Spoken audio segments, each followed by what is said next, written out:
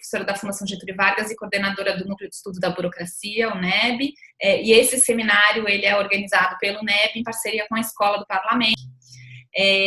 O Núcleo de Estudo da Burocracia é um grupo de pesquisa voltado a entender como acontecem as políticas públicas de verdade, compreender como é que os atores dentro do Estado agem, como é que as políticas de fato são materializadas e concretizadas, e a gente tem pesquisas em várias áreas, cobrimos várias áreas diferentes de pesquisas, e desde que a pandemia começou, a gente decidiu deslocar a nossa agenda de encontros presenciais, que tem também um foco um pouco diferente daquilo que a gente costumava pesquisar, né? Nós decidimos, de alguma forma, deslocar os nossos esforços de pesquisa, debate, discussão nas políticas públicas sob diferentes enfoques. Então, a gente já teve aqui discussões, por exemplo, para entender os impactos do coronavírus sobre a atuação dos professores, assistência social, impactos da Covid nas questões de gênero, questões de raça. Na semana passada, a gente teve uma discussão sobre bibliotecas comunitárias, sobre os impactos da Covid nos lugares onde o Estado não existe ou não age, né? Por exemplo, nas áreas periféricas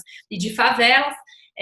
Enfim, a gente explorar um pouco mais os impactos da crise da pandemia sobre as políticas públicas e sobre os atores que atuam dentro do Estado ou em relação, enfim, que a gente está aqui fazendo esse seminário, depois ele vai ser colocado também no YouTube. A gente está com aqui, esses nossos debates estão sempre rendendo também textos escritos que depois são disseminados. A gente até já faz um convite para serem coautores desse nosso artigo.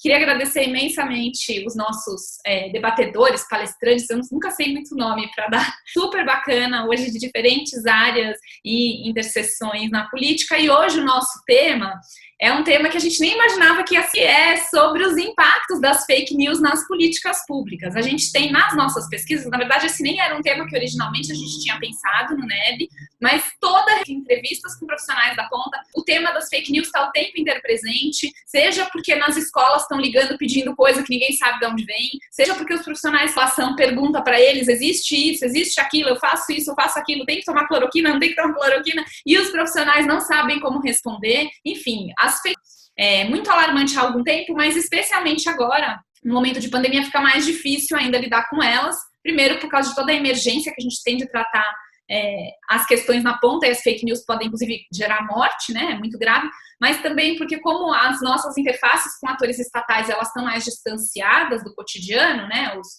os pacientes não podem ir na UBS, os pacientes não podem ir no CRAS, os cidadãos não podem ir no CRAS, nas escolas fica mais difícil ainda conseguir triar ou confrontar essas informações. Por isso que a gente decidiu fazer esse debate, que não era um tema original, mas foi um tema que também atravessou as nossas reuniões, e a gente decidiu fazer essa conversa hoje. Quem vai coordenar essa nossa conversa hoje é a Morgana. Queria agradecer muito a Morgana por topar fazer essa coordenação, e eu já vou passar a palavra para ela, para já apresentar os nossos palestrantes, debatedores de hoje e como é que vai ser a nossa dinâmica de trabalho. Só falar um pouquinho antes de alguns entrarem, a gente sofreu... Tem vários relatos de ataques hackers nos últimos tempos pelo Zoom, e a gente infelizmente sofreu 2 dias atrás, a Sabine estava junto numa coletiva de imprensa. É muito violento, é um negócio horrível que eu não sugiro para ninguém, mas com isso a gente acabou adotando aqui alguns novos procedimentos, essa coisa de lidar com microfone, ter sala de entrada. Eu peço desculpas, porque isso parece que está cerceando de alguma forma o diálogo, mas enfim, é para nossa própria segurança aqui. E aí, vocês podem ir mandando comentários, perguntas aqui no chat, a gente também vai moderar isso e apresentar para os nossos palestrantes. Obrigada a todos. Perfeito, obrigada por abrir o debate de hoje. Primeiro, eu queria agradecer a Heloísa, a Roberta, a Gabriela, por não só terem aceito esse convite, mas foi uma aceitação que parecia que vocês querem tanto falar sobre isso, assim, parece que foi um convite tão necessário e num momento tão bom para vocês discutirem isso também. Então, eu queria realmente agradecer por isso. Eu sei que o tempo de cada profissional, principalmente nesse momento de pandemia, é mais escasso que a gente tem, então muito obrigado por estarem aqui com a gente hoje. E acho que como a professora Gabriela falou, a gente agendou esse encontro lá há quase um mês atrás, a gente não tinha ideia de que nessa semana, ao contrário de deputados, a gente não sabia que nessa semana a Polícia Federal iria fazer inquéritos. Não era esse o inquérito que ela sabia, mas sobre fake news e como que elas estão atravessando desde os últimos anos, né? Não é um evento de agora, mas assim como a gente entende que essa relação das fake news com a democracia não é uma relação que acontece só, né, um ferimento à nossa Constituição, a democracia ela é entregue diariamente conforme a gente entrega as políticas públicas.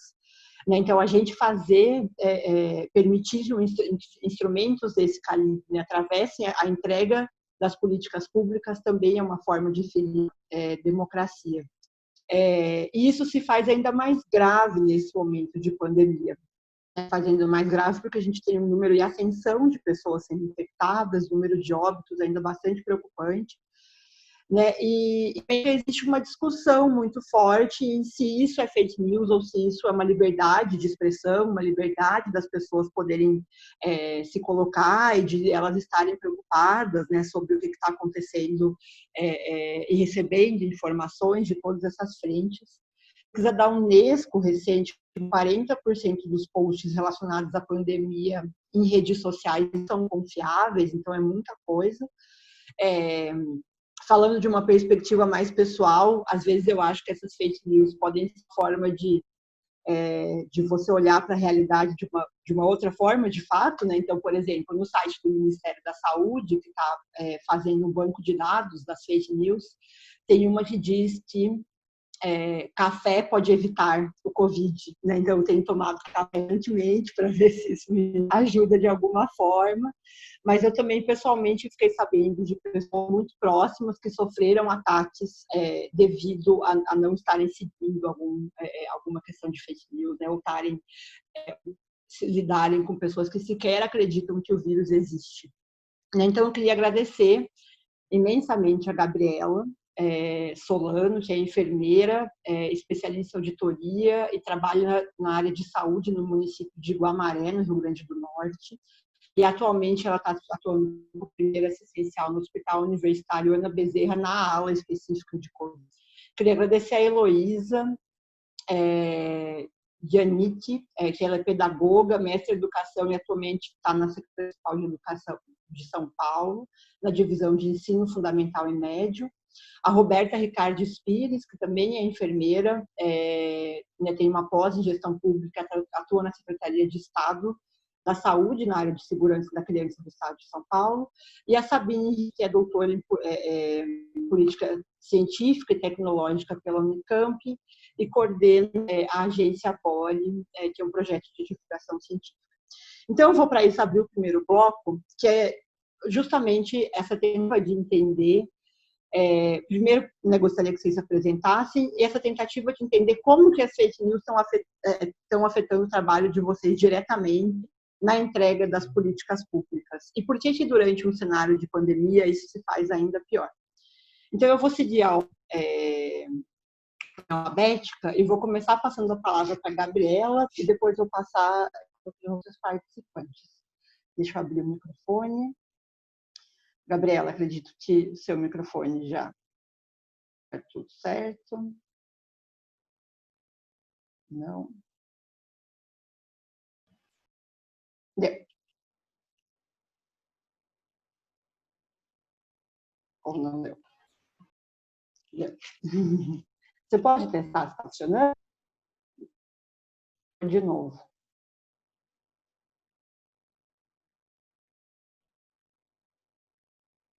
Só um pouquinho, Gabi. Morgana, eu acho que como a gente está em poucos e todos são conhecidos, a gente pode talvez liberar o microfone e as pessoas todo mundo, né?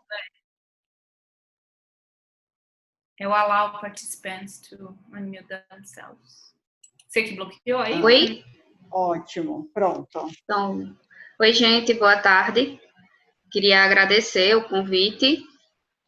Eu sou Gabriela, né? Trabalho na... Vocês estão me ouvindo? Trabalho aqui no Nordeste, trabalho no Rio Grande do Norte. E hoje, além de atuar como enfermeira assistencial realmente na ala Covid, eu também trabalho na Vigilância Saúde do município de Guamaré, que é um município pequeno. Para que vocês compreendam, ele tem mais ou menos 15 mil habitantes. É um município litorâneo do interior do Rio Grande do Norte. Então, com relação às fake news, eu acredito que todas vocês tenham passado por alguns momentos bem complicados com relação a elas. Elas afetam diretamente nosso trabalho, porque é muito difícil a gente estar lutando, já é difícil por si só estar passando por uma pandemia, e mais difícil ainda é a gente ter que estar dizendo que aquilo ali que está sendo veiculado, muitas vezes por pessoas que a gente tem as pessoas tendem a acreditar bastante, não é real.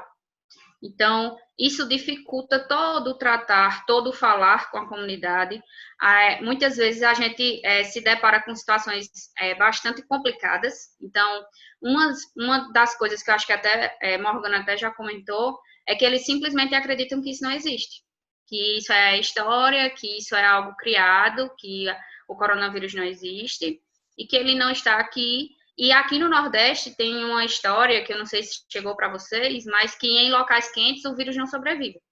Então, eles insistem em dizer que o vírus não sobrevive porque aqui é quente e o vírus não está vivo aqui.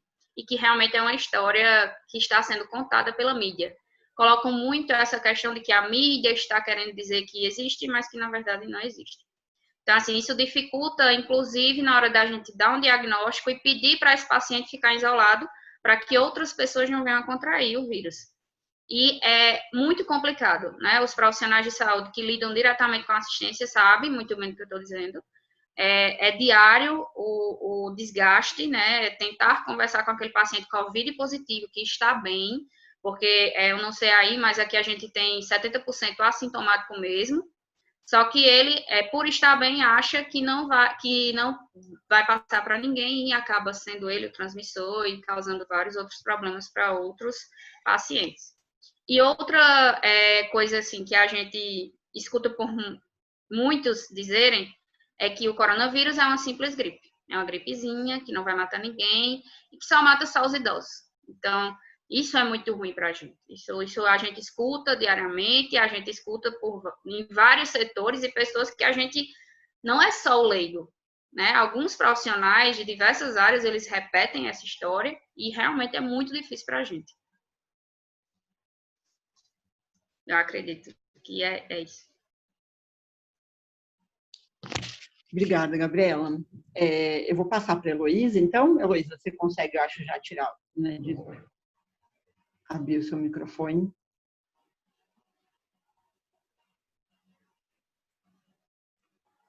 Foi. Todo mundo está me ouvindo? Sim? Super bem. Uhum. Então, tá bom. Eu quero agradecer primeiro a oportunidade de estar aqui com tanta gente renomada e num momento em que pedagogos são chamados em amplas redes por burros, como os estudantes que não tiveram a opção de fazer qualquer outro curso, né? Eles ficaram sem opção por serem os piores alunos da escola. Eu fui pedagoga por escolha e vocês me apresentarem como esse o meu primeiro título, para mim, é um motivo de grande orgulho. Eu sou mestra em educação também. Eu trabalho na rede municipal de ensino da cidade de São Paulo. Eu sou diretora de escola e atualmente eu estou na secretaria trabalhando na coordenadoria pedagógica. Não é privilégio desse período de pandemia lidar com fake news na educação, principalmente na rede pública de ensino, que já é desvalorizada há tanto tempo, já é descredibilizada há tanto tempo e há tanto tempo ela tem que fazer manobras para conseguir comunicar aquilo que realmente ela se propõe. Mas parece que nesse período de pandemia, né, a gente está mais atento às notícias e parece que esse número de fake news aumentou e a gente está sendo cada vez mais bombardeado. Eu entendo que fake news são mensagens falsas que são produzidas seguindo critérios jornalísticos, seguindo um rigor jornalístico e que são amplamente divulgadas. E essa propagação ela é nociva à sociedade.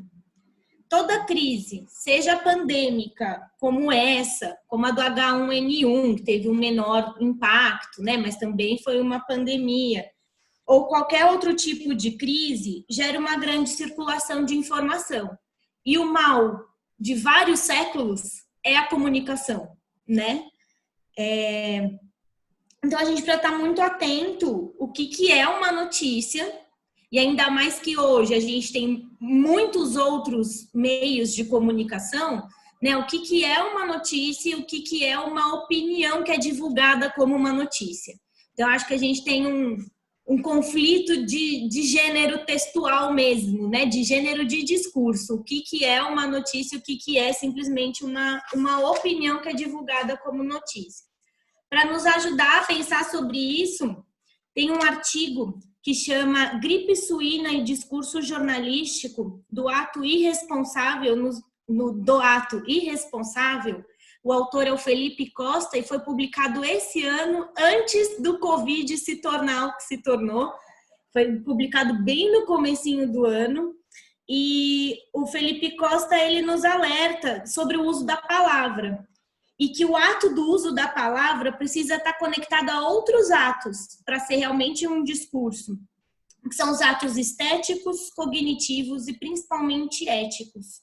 Pois sem esses outros, sem essa conexão, a palavra não passará de uma opinião vazia e de um apagamento de discurso. E eu repito, nociva à sociedade. Então, nesse período, as fake news, elas impactaram a educação de tantas formas, né? E a proposição é que a gente cite exemplos, né?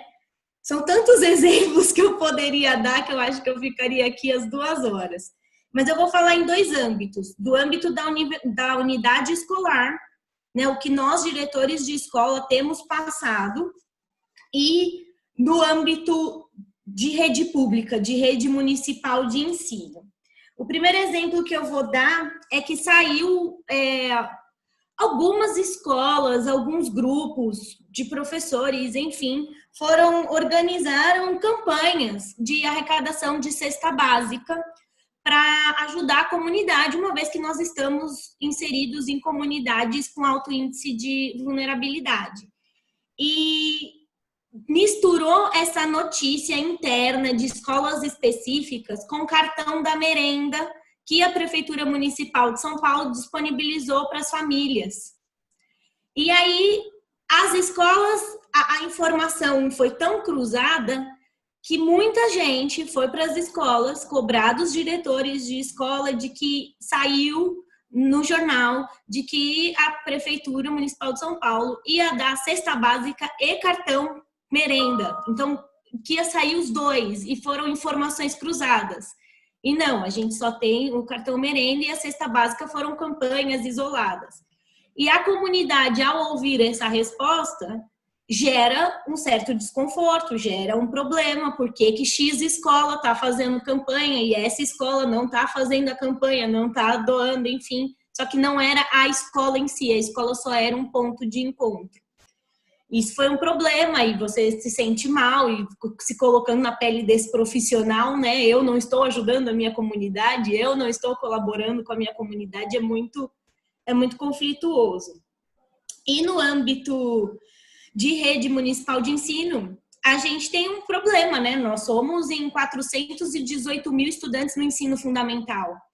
Quase 1 milhão de alunos a rede inteira, se a gente for contar com a rede parceira.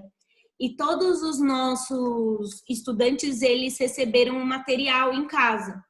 E esse material, ele foi distribuído para a casa dos estudantes como um apoio para o estudo nesse momento de pandemia. Não substitui as aulas presenciais, é um recurso, né? É mais um recurso para os estudantes não ficarem parados e a gente não ter um impacto tão grande na aprendizagem deles. E esse material, ele foi totalmente produzido pelos professores da secretaria, pelos profissionais da rede, independente se estão na secretaria, se estão na escola, se estão nas diretorias regionais de ensino.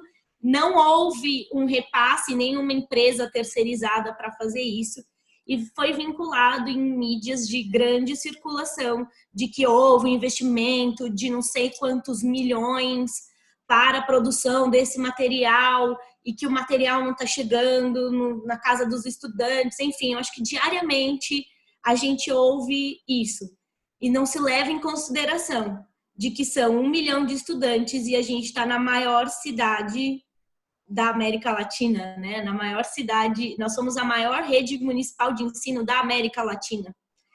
Então, é muito complexo esse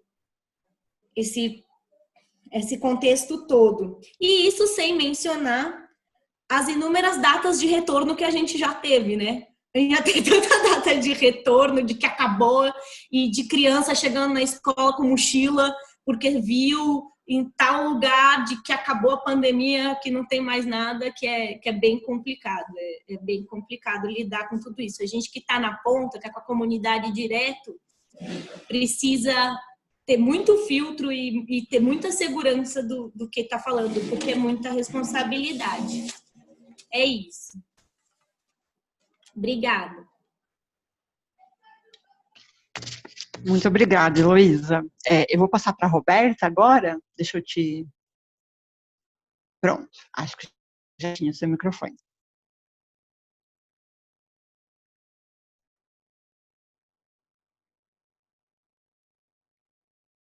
Não, a gente não está ouvindo, Roberta.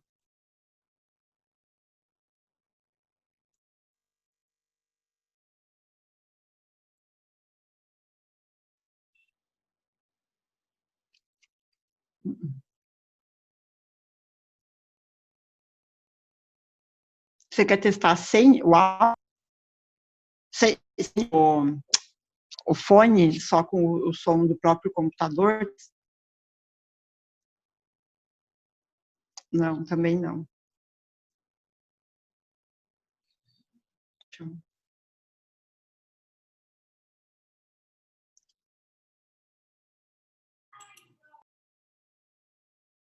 Geralmente, embaixo, tem uma opção do microfone e tem a possibilidade de você testar o microfone ali embaixo.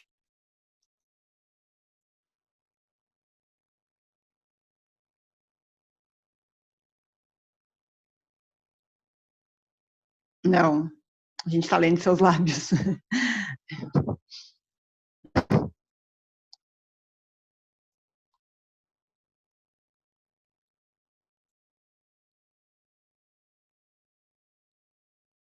Você já tentou tirando o microfone do computador, né?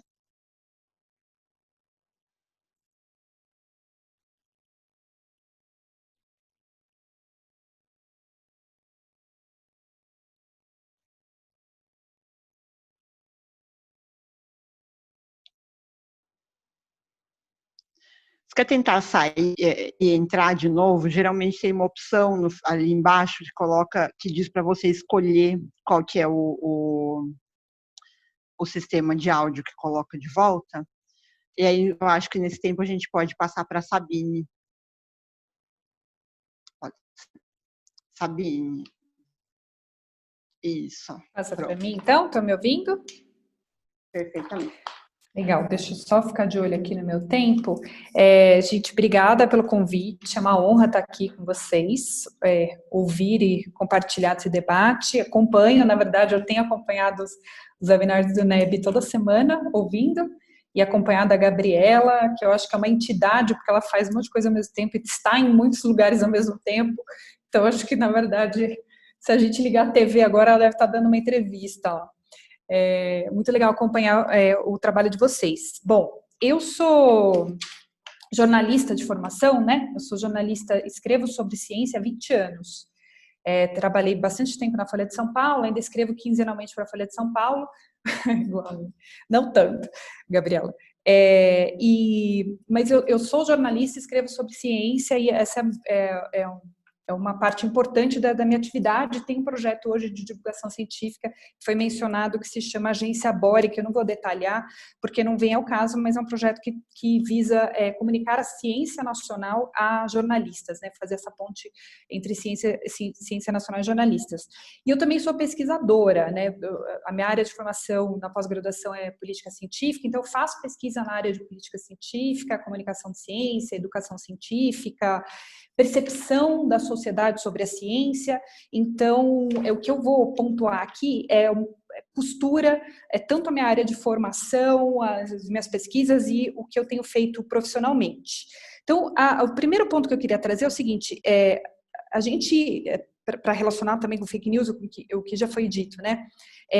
A pandemia, ela chega no momento e chega carregada de notícias falsas, né, notícias produzidas intencionalmente, e encontra o seguinte cenário. No Brasil, ela encontra um cenário em que a população ela tem uma educação científica muito ruim. Isso, a gente não diz só a educação científica é ruim em escola pública, não, a educação científica do brasileiro é ruim, de quem estudou em escola pública, em escola particular. Se a gente olha o censo da educação básica, só 1 em cada 10 escolas, por exemplo, tem laboratório de ciência, não significa que esteja funcionando, isso considerando escola particular também. Então, a gente tem uma educação científica de base muito ruim, a gente chega na universidade sem entender o que é um vírus, diferença de vírus e bactéria, como é feito um remédio, a gente não entende de ciência. Então, quando a pandemia chega numa população que não entende muito bem de ciência, né? E tem exames até internacionais como o PISA que mostram isso, né? O Brasil está no final da fila no exame da OCDE, do PISA, feito com quase 70 países, acho que o de ciência já tinha 70 países, a gente está no final lá na rabeira. Bom, fora isso, a gente tem um distanciamento entre a ciência e a população muito grande no Brasil. Uma pesquisa de percepção pública feita pelo Ministério de Ciência e divulgada no ano passado, em julho, que é a última pesquisa sobre percepção pública da ciência, mostra que 90% da população brasileira não sabe mencionar o nome de uma instituição que faça a pesquisa ou de um pesquisador. A pesquisa feita com jovens no ensino médio, a taxa é maior ainda. Então, a gente tem uma população que não sabe nem falar, tal universidade faz pesquisa, eu conheço um cientista como nós, de todas as áreas do conhecimento, né? Então, tem um distanciamento muito grande, lembrando, isso também na população escolarizada, né? Até quem está no ensino superior, quando é consultado, não consegue mencionar uma instituição que faça pesquisa, tem um distanciamento muito grande no Brasil. A gente também tem um terceiro fator, uma baixa educação, que eu chamo, baseada na literatura, não sei se é o melhor termo, eu fico pensando muito nesse termo, mas eu chamo de uma baixa educação midiática. A Heloísa falou isso um pouco ao falar das fake news, né, das notícias que seguem critérios jornalísticos. Então, eu olho uma notícia falsa, né, na sociedade brasileira, eu não consigo identificar que aquela notícia é falsa, porque eu tenho pouca educação midiática, eu não consigo identificar o que é um texto noticioso, o que é um texto opinativo, quem escreveu esse texto, quem é esse veículo, nunca ouvi falar desse veículo, quem está por trás desse veículo que eu nunca ouvi falar e que parece que é um veículo, mas não é, né? É um site que publica notícia falsa, quer dizer, a gente tem uma educação midiática muito ruim. O que significa isso? A gente não lê, a gente lê pouco jornal, a gente recebe pouca informação, a gente não tem um hábito de leitura grande no Brasil. Então, quando é mais fácil a notícia falsa circular, porque a nossa educação midiática é fraca, a gente não consegue identificar posicionamentos nos textos com facilidade, né? A gente, população brasileira. E tem um quarto fator que vale muito a pena destacar, que também foi mencionado aqui, que estamos na pandemia numa população que tem uma educação científica muito ruim, mesmo classes altas, que tem um distanciamento da ciência, que tem baixa educação midiática, não consegue diferenciar muito bem notícia, e que tem recebido informações que são falsas, inclusive de autoridades. E a gente é treinado para confiar no que as autoridades dizem, né? O professor, o padre, a autoridade que for, o governo. Então, a gente é treinado a vida inteira para receber uma informação de uma autoridade e falar ok, e aí as autoridades trazem informações falsas. E aí, como é que fica a população que não, né, em todo esse contexto? A Gabriela falou um pouco da gripezinha. A gripezinha foi um termo que o próprio presidente usou em um pronunciamento oficial para a população inteira. Ele chamou o novo coronavírus e a Covid, doença por ele causada, de gripezinha. Quer dizer, eu falo muito isso para a gente não culpar muitas vezes a população, né? A gente fala, a população não está entendendo, está saindo às ruas. Bom, a população está recebendo informações falsas, inclusive de autoridades. Então, tem um cenário muito grave aí que foi instalado e a pandemia no Brasil encontra esse cenário que, costurando tudo, fica uma coisa bastante preocupante. Bom, e aí o que acontece? A população, né, não conhece muito bem ciência, não entende, está recebendo informação falsa de autoridade, essa informação é construída seguindo critérios jornalísticos, então ela se dissemina facilmente. Fora isso, as informações falsas, elas são muito bem pensadas. Quando a gente fala que existe uma indústria de fake news, e a gente comentou aqui, né, no início, essa semana isso veio muito à tona, porque existe uma indústria de informações falsas sendo, inclusive, financiada com um objetivo muito claro, essa indústria ela é muito pensada. E existe uma ampla literatura já que consegue identificar alguns fatores que fazem as notícias falsas circularem muito bem. Então, por exemplo, um fator, acho que todo mundo aqui vai lembrar, que já deve ter recebido uma notícia falsa por WhatsApp, no grupo da família, que seja, eu recebo muito, uma notícia que te deixa com raiva. As fake news, elas têm uma construção que te deixa com raiva. Isso é pensado, já existe literatura que mostra que quando você recebe uma informação e ela te desperta um sentimento, pode ser amor, recebi a foto do gatinho aqui, né? Eu compartilho a foto do gatinho, achei fofo, achei bonitinho, bebezinho lá no meu Facebook, eu compartilho. Ou pode ser raiva. Eu recebi aqui a notícia falsa, você foi enganado, olha só, é mentira, os dados de óbito, não é bem isso, você está sendo feito de bobo. Eu compartilho também porque eu fico com raiva. As notícias jornalísticas não dão raiva. As notícias jornalísticas informam, ela não tem nem o gatinho, nem o fator de ódio. Elas simplesmente passam para a população uma coisa que está acontecendo. Então, é muito mais fácil compartilhar uma notícia falsa, que te dá raiva, do que uma notícia real, que não te desperta um sentimento, ela te informa, porque ela tem o objetivo de informar.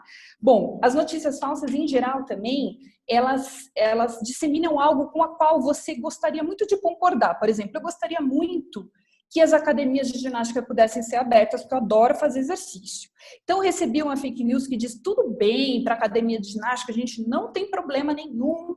Então, eu compartilho, eu falo, aí, gente, tudo bem, não tem problema não, vamos lá para a academia de ginástica, porque eu gosto de fazer exercício. Muito mais legal compartilhar essa notícia falsa do que compartilhar uma notícia que diz que não pode ir para a academia, baseada em estudos da literatura, não pode ir para academia por 1000 motivos, inclusive porque a academia já é apontado ao lado de igreja, de outros ambientes, como um ambiente de altíssimo risco, porque é um ambiente que você tem que falar alto, ou seja, a carga viral aumenta por causa de barulho, a gente encosta em todo mundo, transpira, enfim. A academia é o último lugar que a gente tem que ir nesse momento, de acordo com a ciência. Mas eu gostaria muito de ir, então eu recebo uma notícia falsa falando que eu posso ir para a academia, eu compartilho essa informação porque ela concorda com o que eu penso.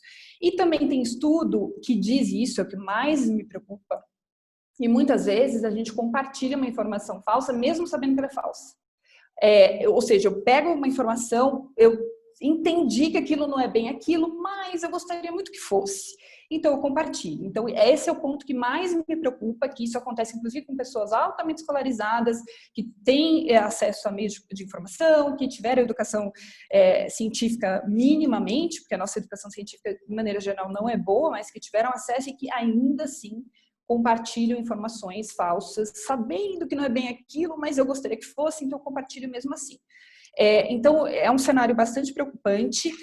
Só para fechar, esse contexto da fake news, ele transforma completamente o trabalho de um jornalista.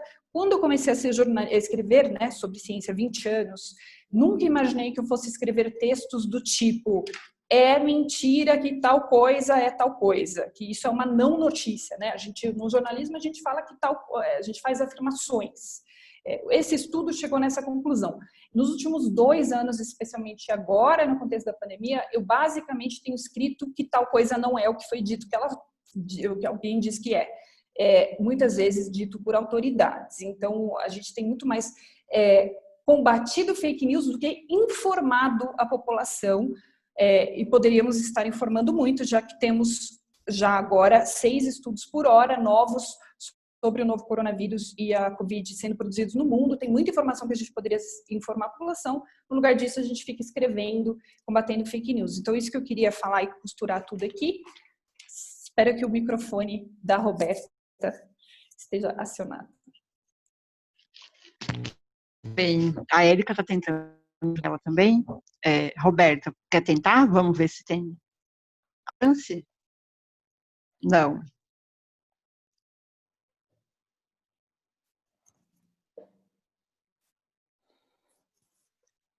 Está tentando entrar com o celular, né?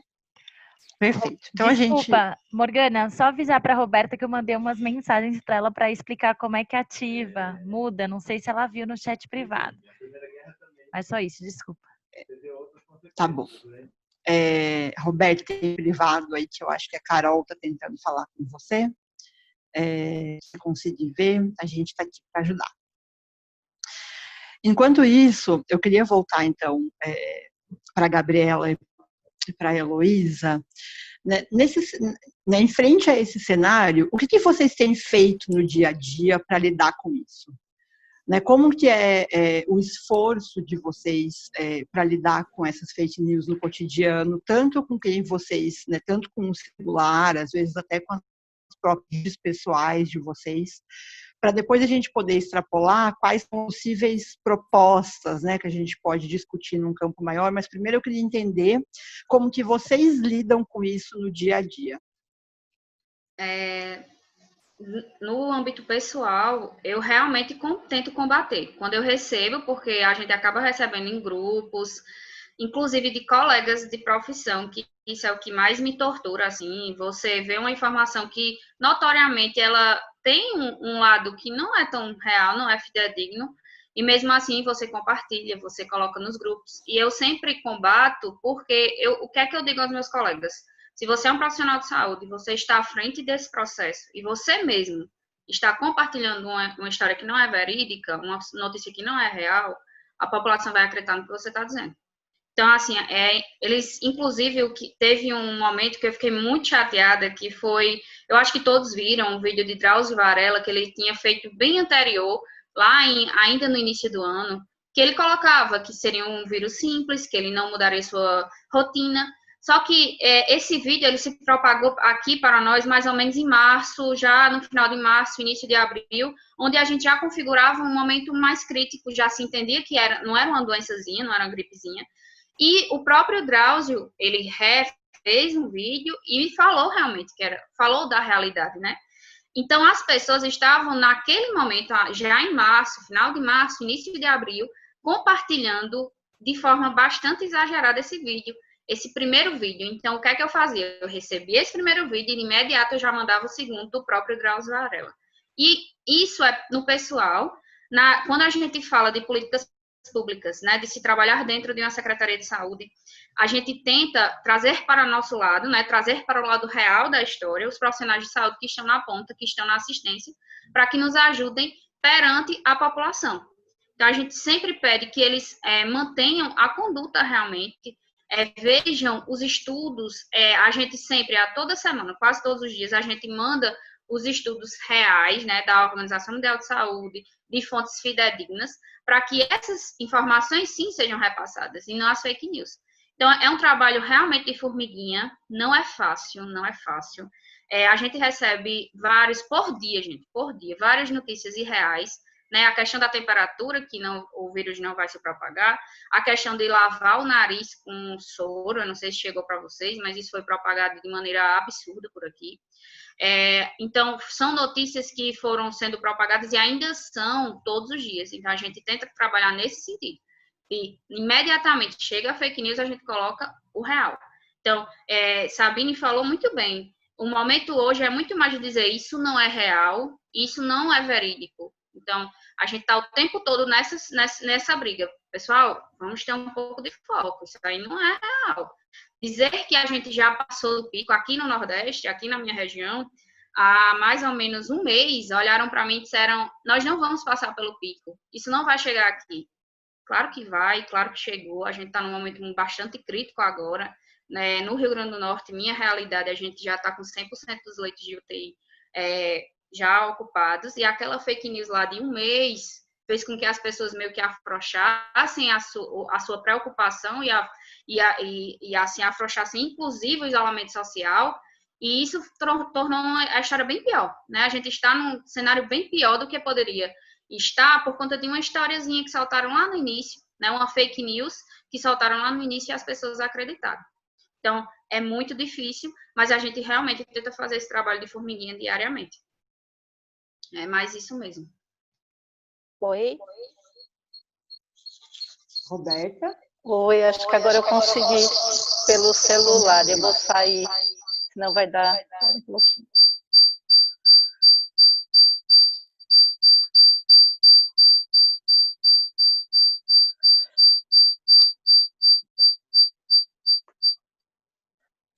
Tá dando para ouvir? Eba! Que desculpa, gente. Peço muitas desculpas. Não sei o que está acontecendo no computador, eu tive que fazer a conexão via celular, e aí, na realidade eu estou com os dois, para poder falar e assistir ao mesmo tempo e ver as perguntas aqui. Eu não consegui acompanhar a última, quem foi mesmo que falou? Desculpa, a pessoa que falou por último, porque eu estava aqui. A Sabine, e depois a gente e a Gabriela já falou mais um pouco também, mas eu, antes de voltar para você, eu vou passar para a Roberta, tá bom? Para a gente poder estar o fluxo com todo mundo. Então, eu peço desculpa mais uma vez, agradeço a Morgana por esse convite. Eu estou na Secretaria de Estado de São Paulo, né? Eu sou a coordenadoria técnica da saúde da criança dentro do Estado, faço a coordenação técnica. É um estado enorme, né? Com uma população infantil bem grande também. A gente atua na fake news já há um bom tempo, né? Sofre os efeitos da fake news há um bom tempo, principalmente nas questões referente à vacina com crianças, né? E ela vem até agora com a questão do Covid também, né? Viva, né? Que vira e mexe, vem as questões. Saiu a vacina daqui 2 meses vai estar pronta para o Covid. Então, assim, a gente vem sofrendo isso há anos, né? A vacina a gente teve o ano passado, o ano retrasado, com a questão da febre amarela, né? Fake news direto falando para não tomar vacina da febre amarela, porque as pessoas morriam tomando vacina. Aí teve do HPV, que as adolescentes passavam mal, ia ter paralisia, ia ter convulsões, enfim. Né, essas fake news dentro da saúde, em política pública, elas são extremamente prejudiciais. Né? A gente faz uma campanha motivando, incentivando e alertando a população dos benefícios, né, que trazem nessa questão a vacina, e aí a fake news ela vem de uma forma tão convincente, né, para essas pessoas, que elas acreditam, né, na real verdade que são elas, né? Elas produzem de uma certa forma, né, se a gente for entrar, que às vezes até a gente fica em dúvida e vai procurar artigos científicos para ver se isso é aquilo mesmo, né? Principalmente agora em relação ao Covid, que diariamente a gente tem artigo novo, material novo saindo, e a gente recebe, né? Vitamina D resolve, né? A gente toma vitamina D, faz com que a gente não pegue Covid. O vírus é produzido em laboratório, foi uma campanha para matar, né, em massa a população. Enfim, isso vai disseminando de uma certa forma tão forte, né? Que as pessoas acham realmente que é verdade, né? E a gente, para combater isso, é muito difícil, se torna muito difícil dentro da saúde. Porque, na minha área especificamente, com criança, né? Todo mundo entende de criança, vamos pôr assim, não é verdade? A mãe da mãe, né? Que seria a avó dessa criança, a vizinha, todo mundo tem um palpite para dar e sabe que aquilo é a verdade. Então, se ela ouve uma fake news, ela acredita que é verdade, né? E a gente percebe que a fake news ela tem uma atuação maior numa população de baixo, de uma população que não tem um padrão cultural muito elevado, né? Elas acreditam mais facilmente no que é produzido.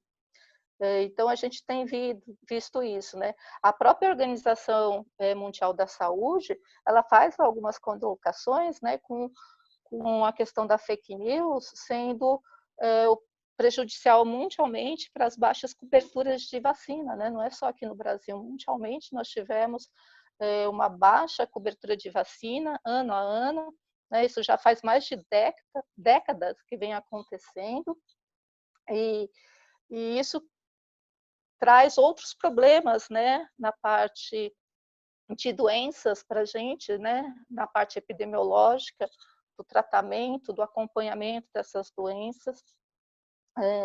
A vacina, né, vocês podem entrar, vocês vão ver, vacina ela é uma das causadoras de autismo, vacina altera o DNA do paciente, das crianças. Então, além da vacina, a gente, com criança, a gente sofre também a questão do aleitamento materno, né? O leite não é suficiente para a criança, o leite da mãe não é suficiente, fórmulas, né, vai satisfazer essa criança e vai alimentar melhor essa criança. Então, é muito comum a mãe ir no posto de saúde, né, e pedir para o pediatra uma prescrição de fórmula, porque o filho está chorando e é fome que ele tem, porque o leite dela é muito fraco, né? E a gente vê muito isso, né, da divulgação do leite materno ser fraco. Enfim, é muito, né? Tem várias coisas na saúde que a fake news atua improdutivamente, vamos por assim, né? Trazendo um caos, se a gente for pensar em alguns pontos da nossa atuação. Principalmente quando a gente pensa em políticas públicas, né? Quando eu penso em uma política de atuação, vamos pôr mesmo no que é mais fácil para a gente dar como exemplo, quando eu penso que eu tenho que imunizar um número X de criança, a gente não consegue muitas vezes atingir por conta dos serviços da fake news, né? Então, assim, é bem prejudicial se a gente for pensar. Doenças que às vezes a gente não tinha, mas aparecendo o sarampo, né? Que a gente já não tinha quase caso de sarampo no país, aí daqui a pouco ele aparece com tudo, né? E assim vai outras coisas que a gente tem observado. Bom, eu acho que eu não vou prolongar um pouco mais a conversa, porque acho que já foi dito e pelas outras palestrantes, várias coisas sobre fake news, eu acho que a gente pode passar para a segunda parte do... Isso. Essa segunda parte que a gente está discutindo, o que vocês fazem no dia a dia para lidar, né, com essas notícias falsas. A Gabriela já tinha mencionado, né, como que tem sido feito esse trabalho de rebater, né, as notícias falsas quando elas chegam. Eu vou passar para a Heloísa agora, para a Sabine, e volta também para a Roberta poder discutir sobre isso também. Ok. Heloísa.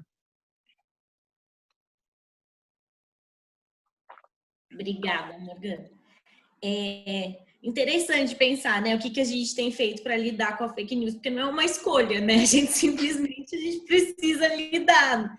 O problema é que elas acontecem, o impacto é sempre negativo, e aí a gente precisa dispersar um tempo, como a Gabriela colocou, né? A gente precisa se replanejar, se organizar para ver como é que vai responder. O problema é que no âmbito de um órgão central, isso gera processo. Dependendo da fake news que acontece, a gente tem que responder Tribunal de Contas, a gente precisa responder, fazer comunicados oficiais para a comunidade. Então, de um jeito ou de outro, a gente precisa prestar conta de uma coisa que não é verdade e que a gente simplesmente tem que lidar. Então, o que nos ajuda nesse momento é tudo que a gente faz, ele é respaldado, ele é organizado, ele é pautado em legislação e temos que ter registros, portfólios.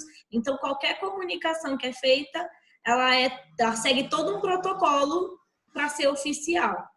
Então, isso é bem complicado.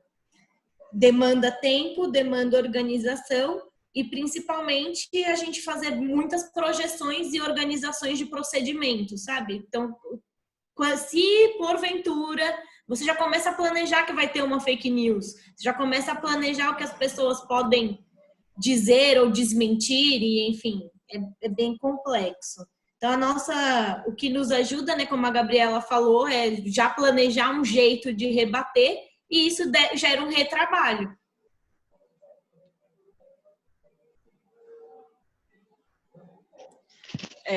E nesse sentido, eu acho que eu vou encaminhar agora para a Sabe, rebate essas fake news quando a gente recebe ou trabalho, uma tentativa até, né, como a Gabriela, tanto a Heloísa falaram, de rebater essas fake news.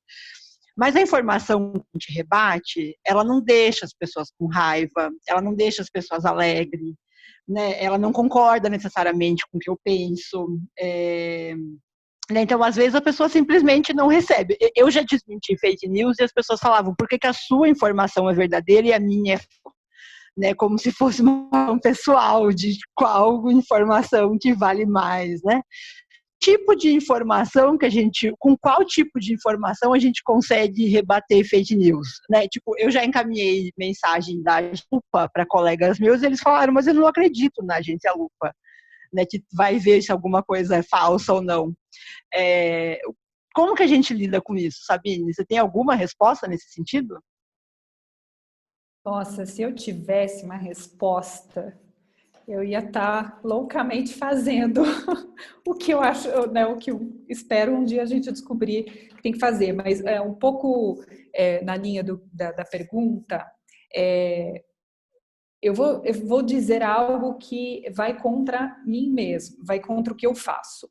Eu rebato o que eu tenho feito como jornalista, eu acompanho especialmente declarações falsas de autoridades, que essas me preocupam mais, porque as pessoas realmente pegam aquilo e decidem o que fazer da vida delas. Então, eu escrevo com base em evidências, por que não há evidências que a cloroquina cura a Covid, por que recentemente o ministro de Ciência fez um anúncio de um remédio que estava sendo testado em célula, e meu pai me ligou, meu pai não é cientista, está bem longe disso, e falou, você viu que os cientistas brasileiros acharam a cura do Covid, mas era um teste de um vermífugo em célula, que só 7% dos testes em célula humana dão certo em humanos.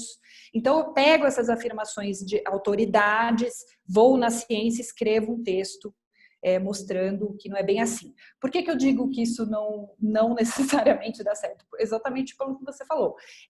As informações falsas, elas têm muito mais apelo e elas são mais interessantes porque elas dizem coisas com as quais eu gostaria de concordar.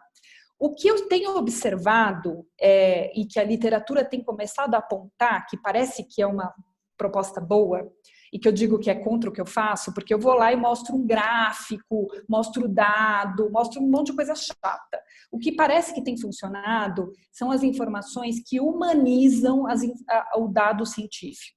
Então, no lugar de eu pegar, eu, Sabine, escrever um texto super chato, que o pessoal, ninguém vai querer ler, ou que vai falar, quem é essa Sabine, quem é esse veículo, tem funcionado melhor, por exemplo, vídeo, um cientista colocar a cara dele e explicar com as palavras dele por que a cloroquina não cura a Covid. Isso, quem começou a fazer brilhantemente, já fazia isso antes da pandemia, inclusive eu já fiz uns trabalhos com esse cientista há 10 anos, é o Átila Yamarino, que já fazia isso, e que começou a fazer isso muito fortemente. Ele pegou gráficos do Imperial College, gráfico de estudo que a gente escreve em texto super chato e falou, gente, é o seguinte, isso aqui é assim, dando a cara dele. Então já tem literatura que mostra que a gente consegue tocar mais as pessoas e convencer mais as pessoas se a gente falar com as pessoas, mais do que ficar escrevendo texto técnico. E eu não faço isso, eu acho que essa é a solução, por enquanto, né? Assim, solução paliativa, mas é importante destacar que isso só também não vai resolver. O que eu acho que vai resolver, e aí eu jogo a bola muito mais para vocês que trabalham aí mais com gestão, com burocracia, a gente precisa ter medidas, a gente precisa ter ações concretas do ponto de vista da gestão pública para lidar com fake news. Por exemplo, na semana passada, eu acho, eu participei de um debate com o deputado Felipe Rigoni, que tem um projeto de lei tramitando sobre fake news, que o objetivo é ter um processo de transparência, de combate a robôs, que os robôs que ficam espalhando as informações, e de punição de quem espalha informação. Então, pode ser muito legal a Átila fazer um vídeo e conseguir convencer algumas pessoas de que uma informação é falsa, mas a gente precisa realmente de uma política pública ou de várias políticas públicas para conseguir combater de fato. Eu e a Átila e mais 5 jornalistas não vamos conseguir fazer isso.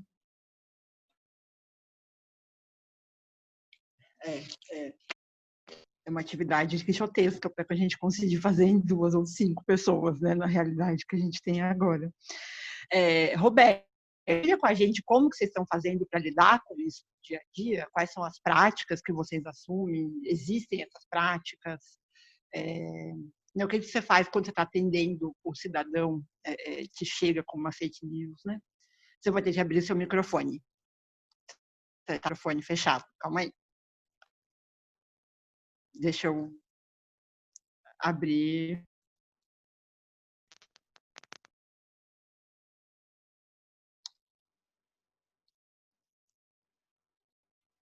Pronto, Roberta, acho que ele deu agora. Não, eu abri o errado, eu acho.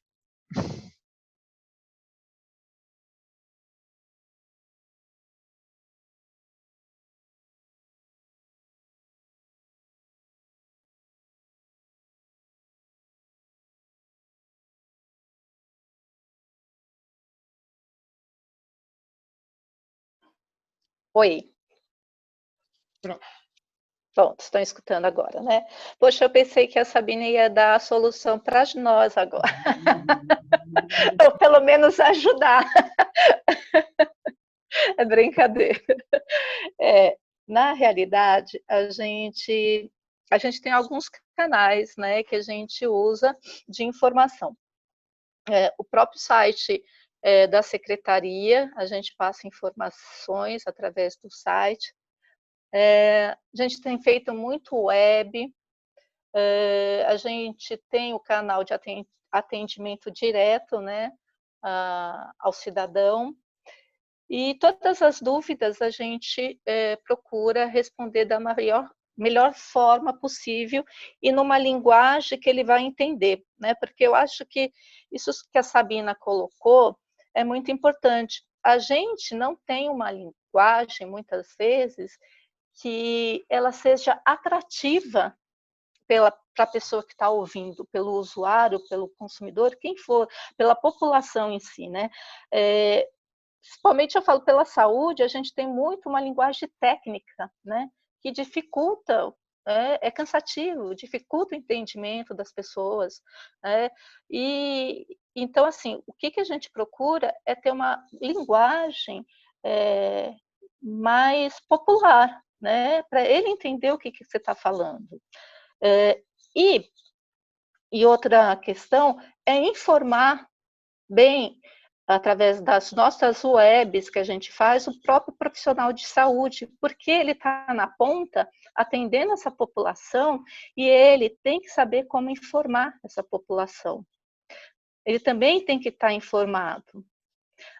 Agora, que nem na época do Covid, nós temos informações diárias, e se a gente não conseguir informar o pessoal que está na ponta, ele não sabe como orientar essa população.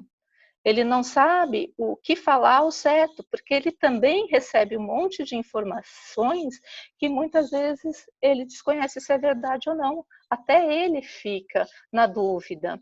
Então, assim, a gente tem procurado informar ao máximo o profissional da saúde, né, os nossos hospitais, os setores públicos de saúde. A gente tem algumas parcerias com alguns programas que a gente indica, alguns profissionais que têm uma linguagem adequada, que a gente sai para falar sobre atendimento de crianças, cuidado. A gente mesmo participa em programas, né? Agora, essa semana, a gente tem campanha de aleitamento, onde a gente procura estar informando a população sobre essas questões. Então, a gente tem atuado um pouco nesse sentido. Tá? Participar ao máximo das coisas onde a gente é convidada, das partes de evento, onde tem população, enfim, a gente procura aí para estar informando.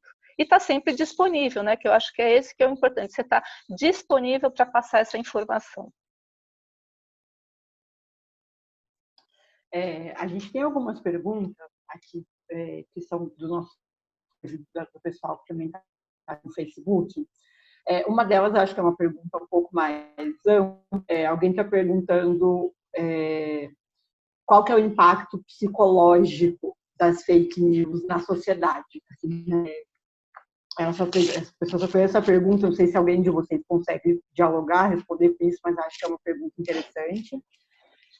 Alguém está perguntando também, eu acho que foi uma fala que a Gabriela trouxe, como que vocês fazem para lidar com a disseminação de fake news? Ela é feita pelos próprios de trabalho de vocês, né, ou da área de atuação de vocês. Eu acho que essa é uma pergunta que é complexa, porque, como a Sabine falou, né, quando a fake news vem de alguém que tem uma hierarquia, né, que tem uma certa autoridade, para a pessoa é mais complexa ainda. Então, como é que lidar com pessoas da saúde, da educação, compartilhando fake news?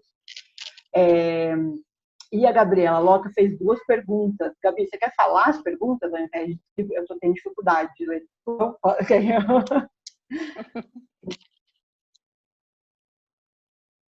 Não, eu posso falar, mas é que eu acho que é esquisito. Você lê de todo mundo, é a minha fala. Mas porque as 2 são bem grandes. Talvez você conseguir falar, vai ser melhor do que eu ler a pergunta. Você tá aqui. Bom, deixa eu perguntar. Eu primeiro queria perguntar para a Sabine. Sabine, eu entendo do que você está falando, que tem um papel central do cientista, né? Agora, que cientista e que tipo de ciência? Como é que a gente pode estimular os cientistas a, enfim, fazer coisas que consigam combater mais diretamente as fake news? Eu queria ouvir a Heloísa, a Roberta, a Gabriela, enfim, quem conseguir falar sobre isso. Aí são 2 coisas. Primeiro, a gente, vocês já falaram em certa medida, nas nossas pesquisas, a gente tem ouvido muitos profissionais da ponta, profissionais da saúde, assistentes sociais, enfim, dizerem que eles se sentem perdidos. Isso tem muito a ver com essa fala que a Roberta fez agora. Eles estão perdidos, eles ficam vendidos, porque chega um paciente na frente dele e fala isso é verdadeiro e ele não sabe responder, né? E aí uma das questões é de que maneira a prefeitura tem feito esses informativos e mandado, a Roberta falou um pouco sobre isso, mas isso junta com uma outra questão. Semana passada eu estava conversando com uma pessoa da Secretaria Municipal de Saúde de São Paulo e ela me contou, eu falei que vocês têm que fazer material informativo simples. Ela falou, menina, a gente fez um monte e não conseguiu disseminar, porque a gente simplesmente não tem o telefone dos profissionais da ponta e a gente não tem e-mail institucional, porque eles são ligados, por exemplo, à organização social. Então, aí uma outra coisa que eu queria ouvir é se vocês têm algum tipo de ação para se conectar com essas redes dos profissionais, né? Que eu entendo que para as prefeituras isso tem sido uma dificuldade, que é um negócio tão esquisito, né? Como é que a prefeitura não tem uma rede de WhatsApp dos profissionais, mas é a vida real, né? Então eu queria saber um pouco como é que vocês têm visto essas ações de conseguir construir rede de WhatsApp dos profissionais e se comunicar mais rapidamente com eles, por exemplo. Obrigada, Gabriela. Pode falar, né? Pode ir. Então, minha realidade ela é bem diferente da de vocês, né? Nós temos, o município que a gente trabalha é bem menor, então a gente tem certas facilidades por sermos menor. Então, assim, a gente sempre, desde que iniciou o grupo de WhatsApp, a gente tem o grupo de WhatsApp para cada categoria profissional. Então, a gente vai ter dos agentes comunitários de saúde, a gente vai ter de todos os médicos e enfermeiros. E, assim, nós tentamos fazer um trabalho intersetorial. A intersetorialidade, nesse momento, ela é essencial. Então, a gente precisa do apoio da Secretaria de Educação, por mais que nesse momento esteja um pouco sem as aulas, mas permanece, os alunos estão ali, mesmo que não tenha aula presencial. Nós precisamos do apoio do serviço social, da assistência social. Então, o tempo todo a gente está conectado. E essa conexão, ela iniciou com um grupo que nós criamos para realmente o combate do coronavírus. E esse grupo, esse comitê, ele é constituído por vários secretários, né? E aí vai ter da educação, vai ter da assistência social, vai ter de segurança, porque nesse momento a gente está tendo muita necessidade da segurança pública estar ao nosso lado. Não só para a questão de tentar combater essas pessoas que saem à rua sem uso de máscaras, pessoas que continuam tentando fazer festas, pessoas que continuam fazendo aglomerações. Então, a gente tem que ter todo esse apoio. Então, para nós é mais fácil. E, realmente, todas as informações que nós temos, né? Eu digo muito que as informações que a gente está falando agora, elas não serão as mesmas de noite. A velocidade da informação está sendo muito rápida. E se a gente não cria meios para conversar com nossos profissionais, de fato, eles vão ficar sem ter a informação real.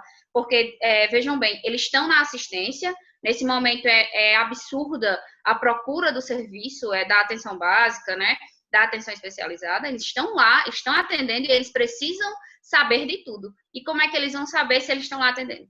Então, a gente tenta facilitar esse processo através realmente do uso do WhatsApp. Isso para a gente é essencial e fundamental nesse momento.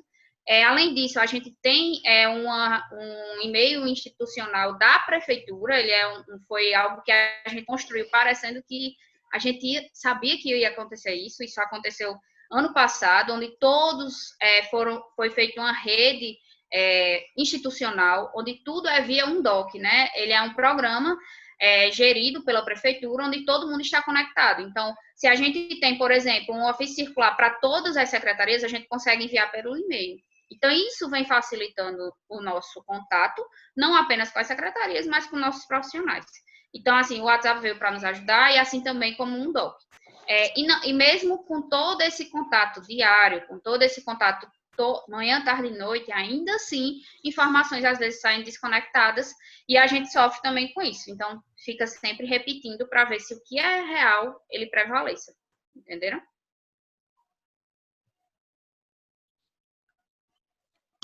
Obrigada, Gabriela. Heloísa. Bom, a gente fala, quando a gente fala da Secretaria Municipal de São Paulo, né, como eu disse para vocês, é muito grande. São mais de 200 mil funcionários. Então, a gente não tem um grupo assim, institucional do WhatsApp e tal. A gente tem grupos, cada diretoria de regional tem os seus formadores, mas assim, são grupos específicos e que acabaria gerando mais problema, né? Porque quando você também dispara a comunicação por vários meios, você acaba tendo mais problema. A gente tem um portal que é exclusivo para isso, que é o portal da educação portal sme/sp/covid, que é para esse período. Então, todas as informações, instruções normativas, documentos estão concentrados. Então, não é que você precise ir para um portal e ficar clicando, enfim, está lá concentrado. As redes sociais são bem ativas da Secretaria Municipal de Educação, tanto o Facebook quanto o Instagram. E a gente tem um e-mail institucional, e nesse e-mail institucional tem os professores, tem os coordenadores, diretores de escola e os profissionais dos órgãos centrais e os supervisores. Mas para chegar na família, né, o tanto de aluno que a gente tem é muito complexo. Tanto é que acho que, independente se é escola pública ou particular, na primeira reunião do ano, eu acho que não há uma professora que fale: o nosso melhor meio de comunicação é a agenda. A agenda é o meio mais confiável de comunicação. Então, a gente precisava de algo que fosse uma agenda, né? Então, algo que fosse tão confiável e que tivesse um registro tão valioso quanto uma agenda.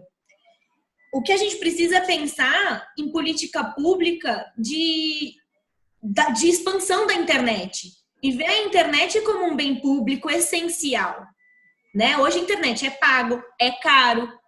Todo mundo tem celular. Tem o celular que usa o Wi-Fi ou que o plano pré-pago disponibiliza o WhatsApp e o Facebook e acabou. A gente tenta estabelecer essa comunicação, mas ela é falha. Enquanto a internet não for um bem público essencial e for realmente acessível, a gente não vai conseguir. Eu posso falar? É bem interessante isso. Quem perguntou, Roberta? Pode falar, Roberta. Eu queria até fazer uma colocação que a Heloísa fez da internet. Ela está falando a nível de município. Se a gente pensar, eu só no estado, tá? E se a gente for pensar a nível de Brasil, a gente tem lugar que a internet não chega. Tá? Até no estado de São Paulo, a gente tem lugares que dificulta muito a chegada da internet, né? Então, isso realmente teria que ser melhorado para essas regiões, que hoje em dia eu acho que é a forma mais fácil da gente se comunicar. A gente, em questão de grupos, de WhatsApp, a gente tem vários grupos, tá? Para chegar nessa comunicação com as pessoas da ponta. Então, muitas vezes a gente tem grupos para determinadas, como é que eu vou falar? Para ter determinadas frentes de trabalhos, vamos colocar assim, de propostas de trabalho. Então, as informações são levadas por esses grupos. E outra coisa que a gente trabalha muito dentro do Estado são com articuladores. Então, são pessoas ligadas à Secretaria do Estado, tá? Profissionais, que trabalham dentro das regiões, e esses articuladores, eles cobrem uma determinada área, e nessa determinada área onde eles levam as informações para os gestores. Tá? Então, a gente conta muito com esse profissional, porque a gente fala, é o braço nosso lá na ponta. Então, ele leva uma informação, ele leva uma discussão para esses profissionais e gestores lá da ponta também. Tá? Agora, eu acho que assim, a questão do município não ter como e-mail dos profissionais, eu não sei, município de São Paulo, como é isso. Eu acho que ter e-mail e WhatsApp de cada profissional no mundo que a gente tem, né, do estado e do município de São Paulo, é quase impossível de ter todos. Mas eu acredito que uma forma de comunicação existe, sim, porque a gente consegue se comunicar com os profissionais do município, eles participam, né, dos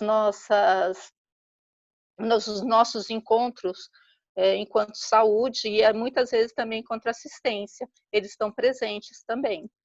Então, a gente faz muito encontros à distância, principalmente agora, que acho que foi uma das coisas que mais a gente aprendeu, né? São os encontros à distância, através de webs e tudo, e eles participam ativamente. Né? Então, eu acho que isso é uma forma de você estar entrando em contato com eles, sim.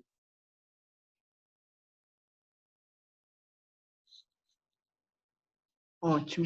Sabine, passando para você poder comentar sobre essas falas também, entender o que é feito, né, no dia a dia, já queria trazer a pergunta do Hugo, que é essa percepção sobre o negacionismo científico e como que isso interfere na propagação de fake news.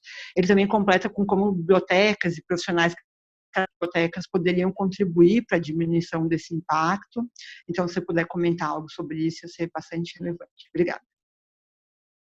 Legal. Eu vou pegar aqui um ponto do que a Heloísa falou, que é fundamental. Ela falou sobre a questão a gente recebe muita informação pelo celular, por WhatsApp e Facebook, que em geral são aplicativos que estão nos planos de dados de internet de maneira gratuita.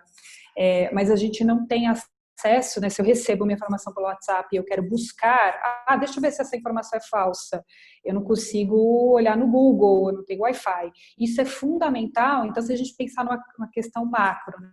Como que eu posso combater fake news? Uma das formas é dando acesso, as pessoas precisam ter acesso à internet. Não adianta nada eu ficar falando para as pessoas, olha, busca aí no Google, vê se essa informação é falsa. Inclusive, buscar no Google é parte do protocolo. No Reino Unido existe um programa nacional de educação midiática nas escolas públicas. As crianças são ensinadas ao longo, principalmente do que aqui é o Fundamental 1, a checar informações, né? E um pouco no Fundamental 2. E tem esse protocolo, recebeu uma informação no WhatsApp, vai no Google, faz isso, faz aquilo. Bom, a gente nem tem como fazer isso aqui, parte da população. Então, a população ter acesso à internet, eu acho que é a primeira coisa para a gente conseguir combater minimamente fake news, né? Em vez de colocar na conta das pessoas que elas estão disseminando aquilo, porque só aquilo que elas recebem. Passando para a pergunta da Gabriela, eu volto ao que eu falei inicialmente, né? Que ela diz, bom, então tem um peso grande aí para os cientistas, né? Os cientistas têm a informação científica e precisam comunicar essa informação. E nesse sentido, combater a fake news. Aí eu volto, porque eu falei lá no início que tem um pouco a ver com o que o Hugo perguntou. Quando a pandemia chega no Brasil, né, e quando é decretado a pandemia no dia 10 de março, chegou no Brasil no 26 de fevereiro, a gente já estava num cenário muito negativo, né? Como eu falei, a gente já tinha um cenário em que a população tem baixa educação científica, baixa educação midiática, em que os cientistas não falavam com a população, existia um distanciamento absurdo entre instituições de ensino e pesquisa e sociedade, tanto que mencionei que 90% da população brasileira não sabe mencionar o nome de um cientista ou de uma instituição que faça pesquisa, e mais do que isso, já estava no cenário um movimento negacionista, anti-ciência, não só no Brasil, mas no mundo, mas no Brasil muito forte, então onde os cientistas mentem, não existe aquecimento global, a vacina faz mal, a gente falou um pouquinho disso aqui, os cientistas têm interesses obscuros, inclusive, volto a dizer, vindo de autoridades. No ano passado, a gente teve o presidente Bolsonaro dizendo que o diretor do INPE mentia sobre dados de desmatamento, que ele estava trabalhando em favor das ONGs.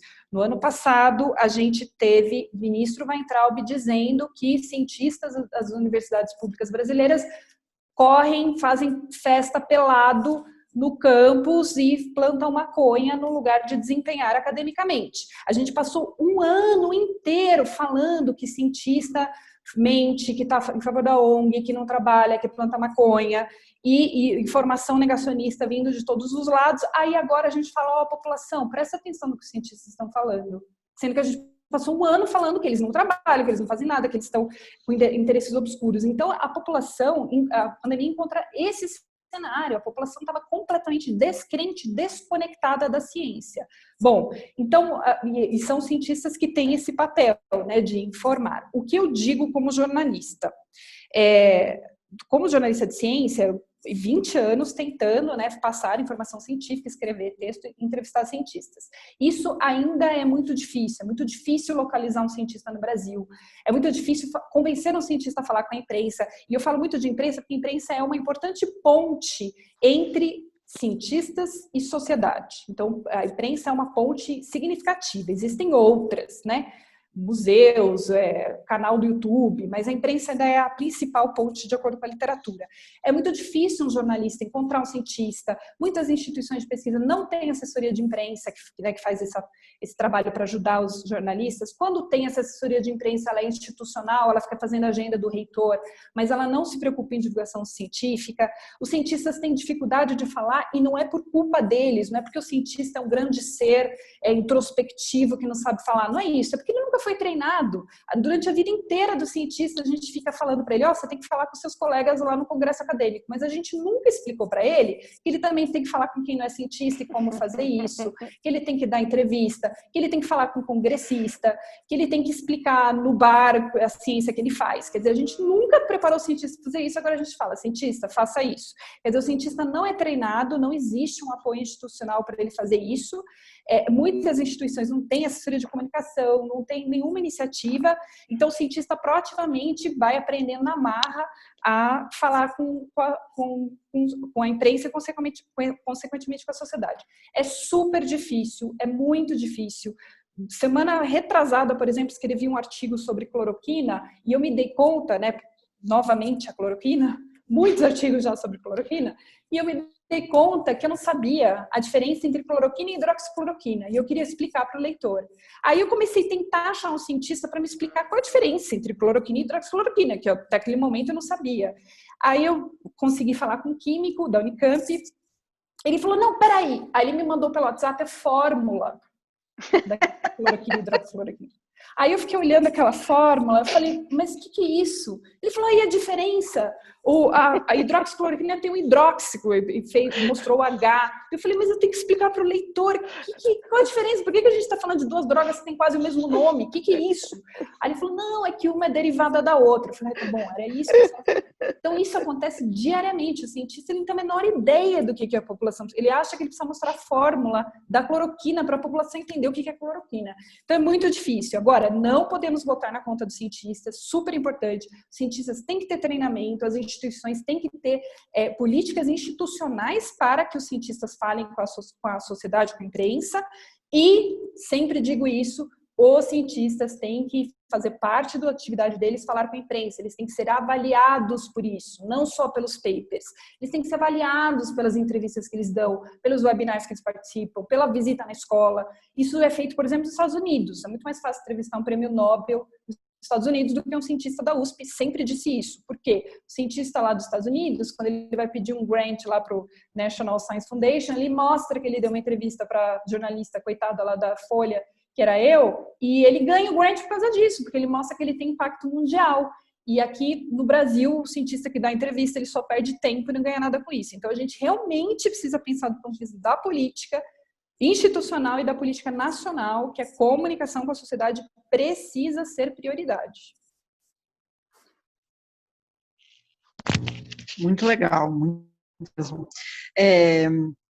Tem uma pergunta que essa dicotomia, né? Essa divergência, as pessoas não têm acesso à internet para conseguir ver se algo é verdade ou não, mas elas têm acesso à internet para receber a fake news, né? E elas recebem essa informação e aí enfrentam as pessoas, né? Qual que é a peça-chave nesse cenário? Talvez até a Sabine possa responder isso, eu acho que já concedeu um pouquinho de resposta sobre isso. A gente já faz um tempinho de conversa, mas eu queria fazer uma pergunta extra dessa, que vai principalmente para a Heloísa, para a Gabriela e para a Roberta, que vocês falaram o que vocês estão fazendo, né, no dia a dia para combater a proliferação e conversar com as pessoas e tentar passar a informação correta. Do que vocês estão sentindo falta? O que outros profissionais poderiam ajudar nesse sentido, né? Eu acho que a Heloísa falou alguma coisa no começo também, né, de como isso acaba gerando outras preocupações, né, tipo Tribunal de Contas, etc. Esses tribunais também agem nisso de alguma forma. A resposta é a legislação, a resposta é ter mais pessoa trabalhando com comunicação. O que poderia ajudar vocês nesse momento?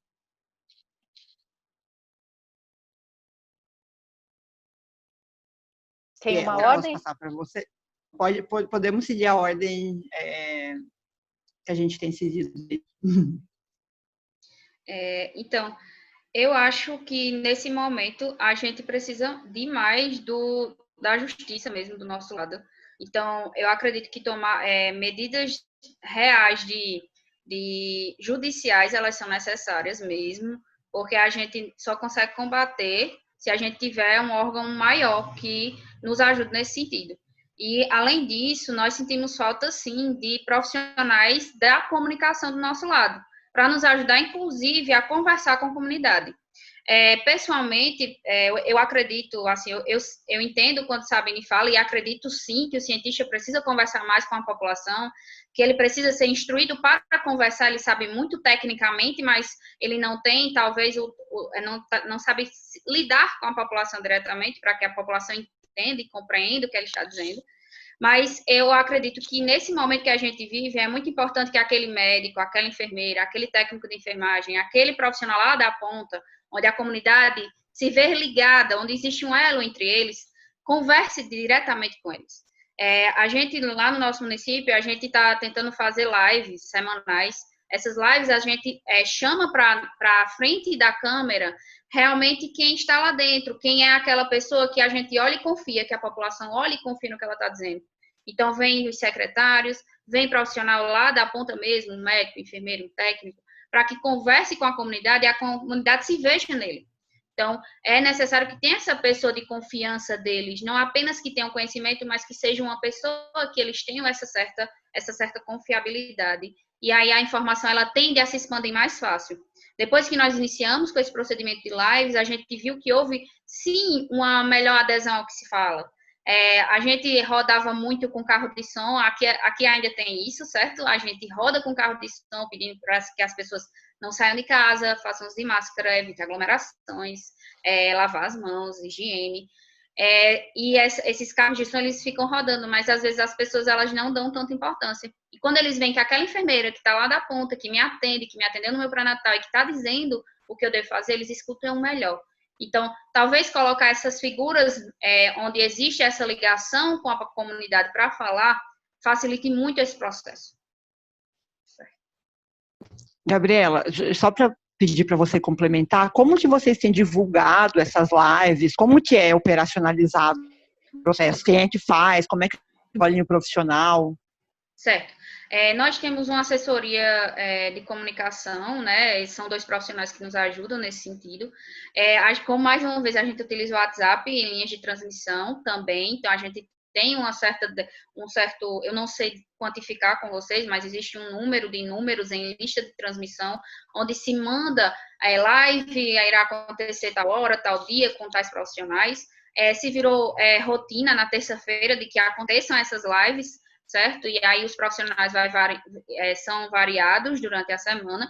E os assuntos abordados são esses assuntos que, ou informação errada, só um exemplo, eu acho que ainda dá tempo de falar, mas nós temos, infelizmente, o primeiro caso suspeito, por Covid, e vocês sabem que é um trâmite muito complicado.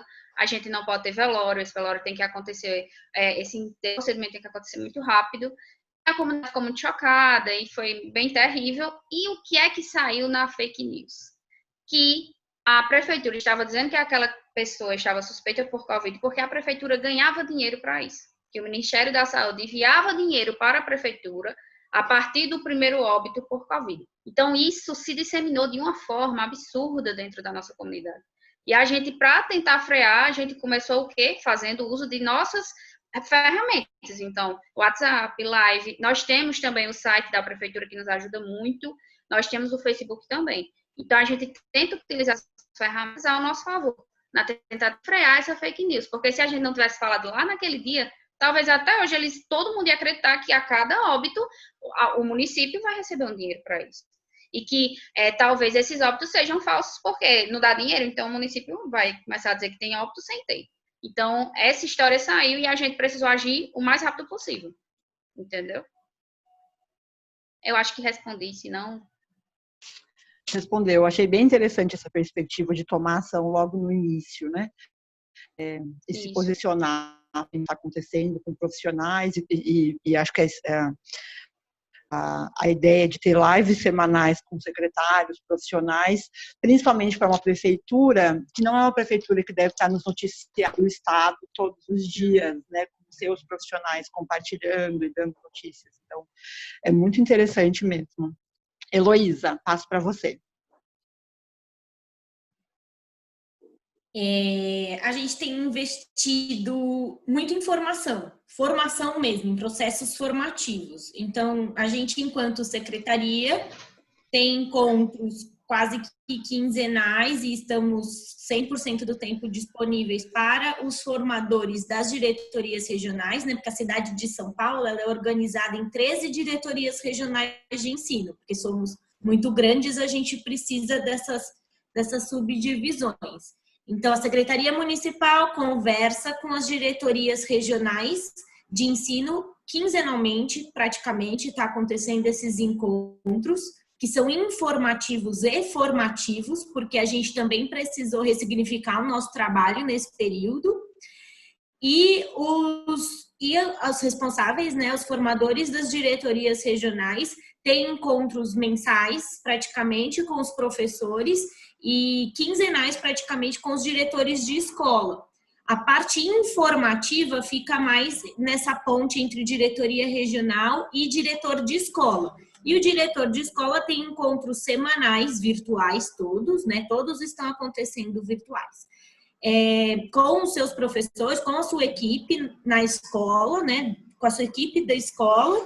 E aí sim é que a gente consegue fazer esse escalonamento de informação. Mas mesmo assim, tem falhas e tem problemas. Por mais que a gente tenha canais consistentes, a gente tem algumas falhas e tal. Acho que é o que a gente faz de diferente que a Gabriela colocou. A gente também está investindo em lives e está investindo nisso, mas o grande problema é como chegar a informação bem coerente para as famílias. De que jeito que chega se eu não tenho um meio de comunicação? Né? Se eu não tenho a internet, que é o que pode agora, que é o mais acessível agora, como é que a gente faz? E Heloísa, do que você sente falta? Quais outros, né, quais outras ações, outros órgãos, outras instâncias municipais poderiam apoiando vocês nesse processo comunicacional digital? Eu acho que duas coisas, talvez. Acho que nesse período de pandemia, talvez se a gente tivesse mais alinhado os órgãos, os equipamentos públicos mais alinhados, saúde, assistência social, Secretaria Municipal da Educação, e a gente ter um único fluxo de comunicação, é muito utópico, né? Pensando no nosso contexto e do tamanho da nossa população, mas acho que é o que seria mais viável, se a gente já tivesse um fluxo comum de comunicação. Mas eu acho, assim, eu acredito que isso seja uma mudança de cultura. O equipamento público, por si só, já é descredibilizado. Veja, né, o exemplo que a Gabriela trouxe, veja o que acontece há anos com a escola pública. Então, para a gente ter credibilidade, né, a gente avisa com antecedência. Normalmente é por causa do nosso aviso, da nossa comunicação, gera uma fake news e aí a gente tem que desmentir a fake news com o primeiro comunicado que foi dado. Então, eu acho que é uma mudança de cultura, de como a gente, como equipamento público, a gente volta a ter credibilidade e sermos não a autoridade que a população tem que falar amém. Não é essa a ideia, mas como que a gente é visto como realmente a informação a ser seguida, né? E questionado, obviamente, mas é isso que é o melhor para a população, né?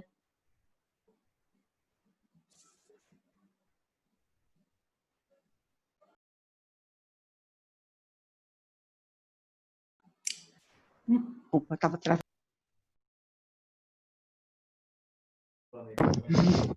Essa é uma questão bem interessante, talvez tenha a ver com as questões psicológicas, se alguém no Facebook tinha perguntado, mas essa descrença do público de uma forma geral, né?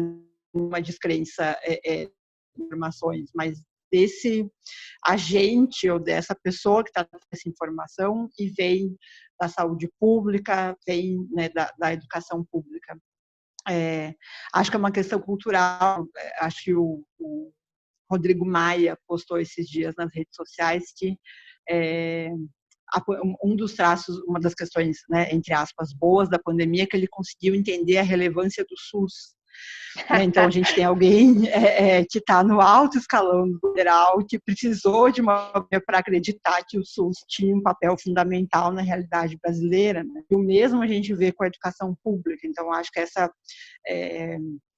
transição de mentalidade é uma questão bastante importante mesmo. Obrigada. Roberta, com você. Eu acho que a gente tem feito um pouquinho do que a Gabriela falou também, né? Tentar prevenir antes, né? Levar a informação antes.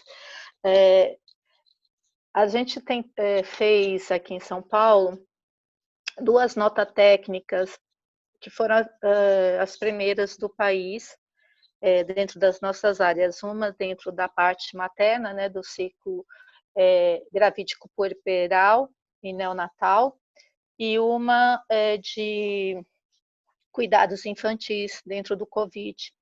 E isso ajudou bastante. A primeira nota técnica foi do ciclo gravídico puerperal, ela saiu no final de março. Ela foi elaborada no final de março, onde ainda quando a gente tinha poucos números, né, de pacientes aqui no estado mesmo de São Paulo, e pouco estava se falando, né, na questão do Covid para gestante. Então, a gente já pensou, poxa, o Covid está acontecendo, a gestante vai também aparecer com Covid. Então, como que a gente vai trabalhar essa questão antes dela acontecer? Como a gente vai orientar? Então, essas notas técnicas foram elaboradas e nota técnica também para assistência de crianças, né? Apesar da gente saber que as crianças têm a gravidade bem menor da doença, né? Então, mas as crianças também vão poder pegar essa doença. Então, assim, como que a gente vai orientar? né, esses profissionais nossos para o recebimento dessas crianças. Então, essas duas notas técnicas foram assim, as nossas primeiras preocupações. E a partir daí, a gente começou a fazer muito encontro online, tá, com os profissionais, divulgando, principalmente via WhatsApp, tá, que parece que não, mas assim, ele vai para o Brasil inteiro. Nós, na primeira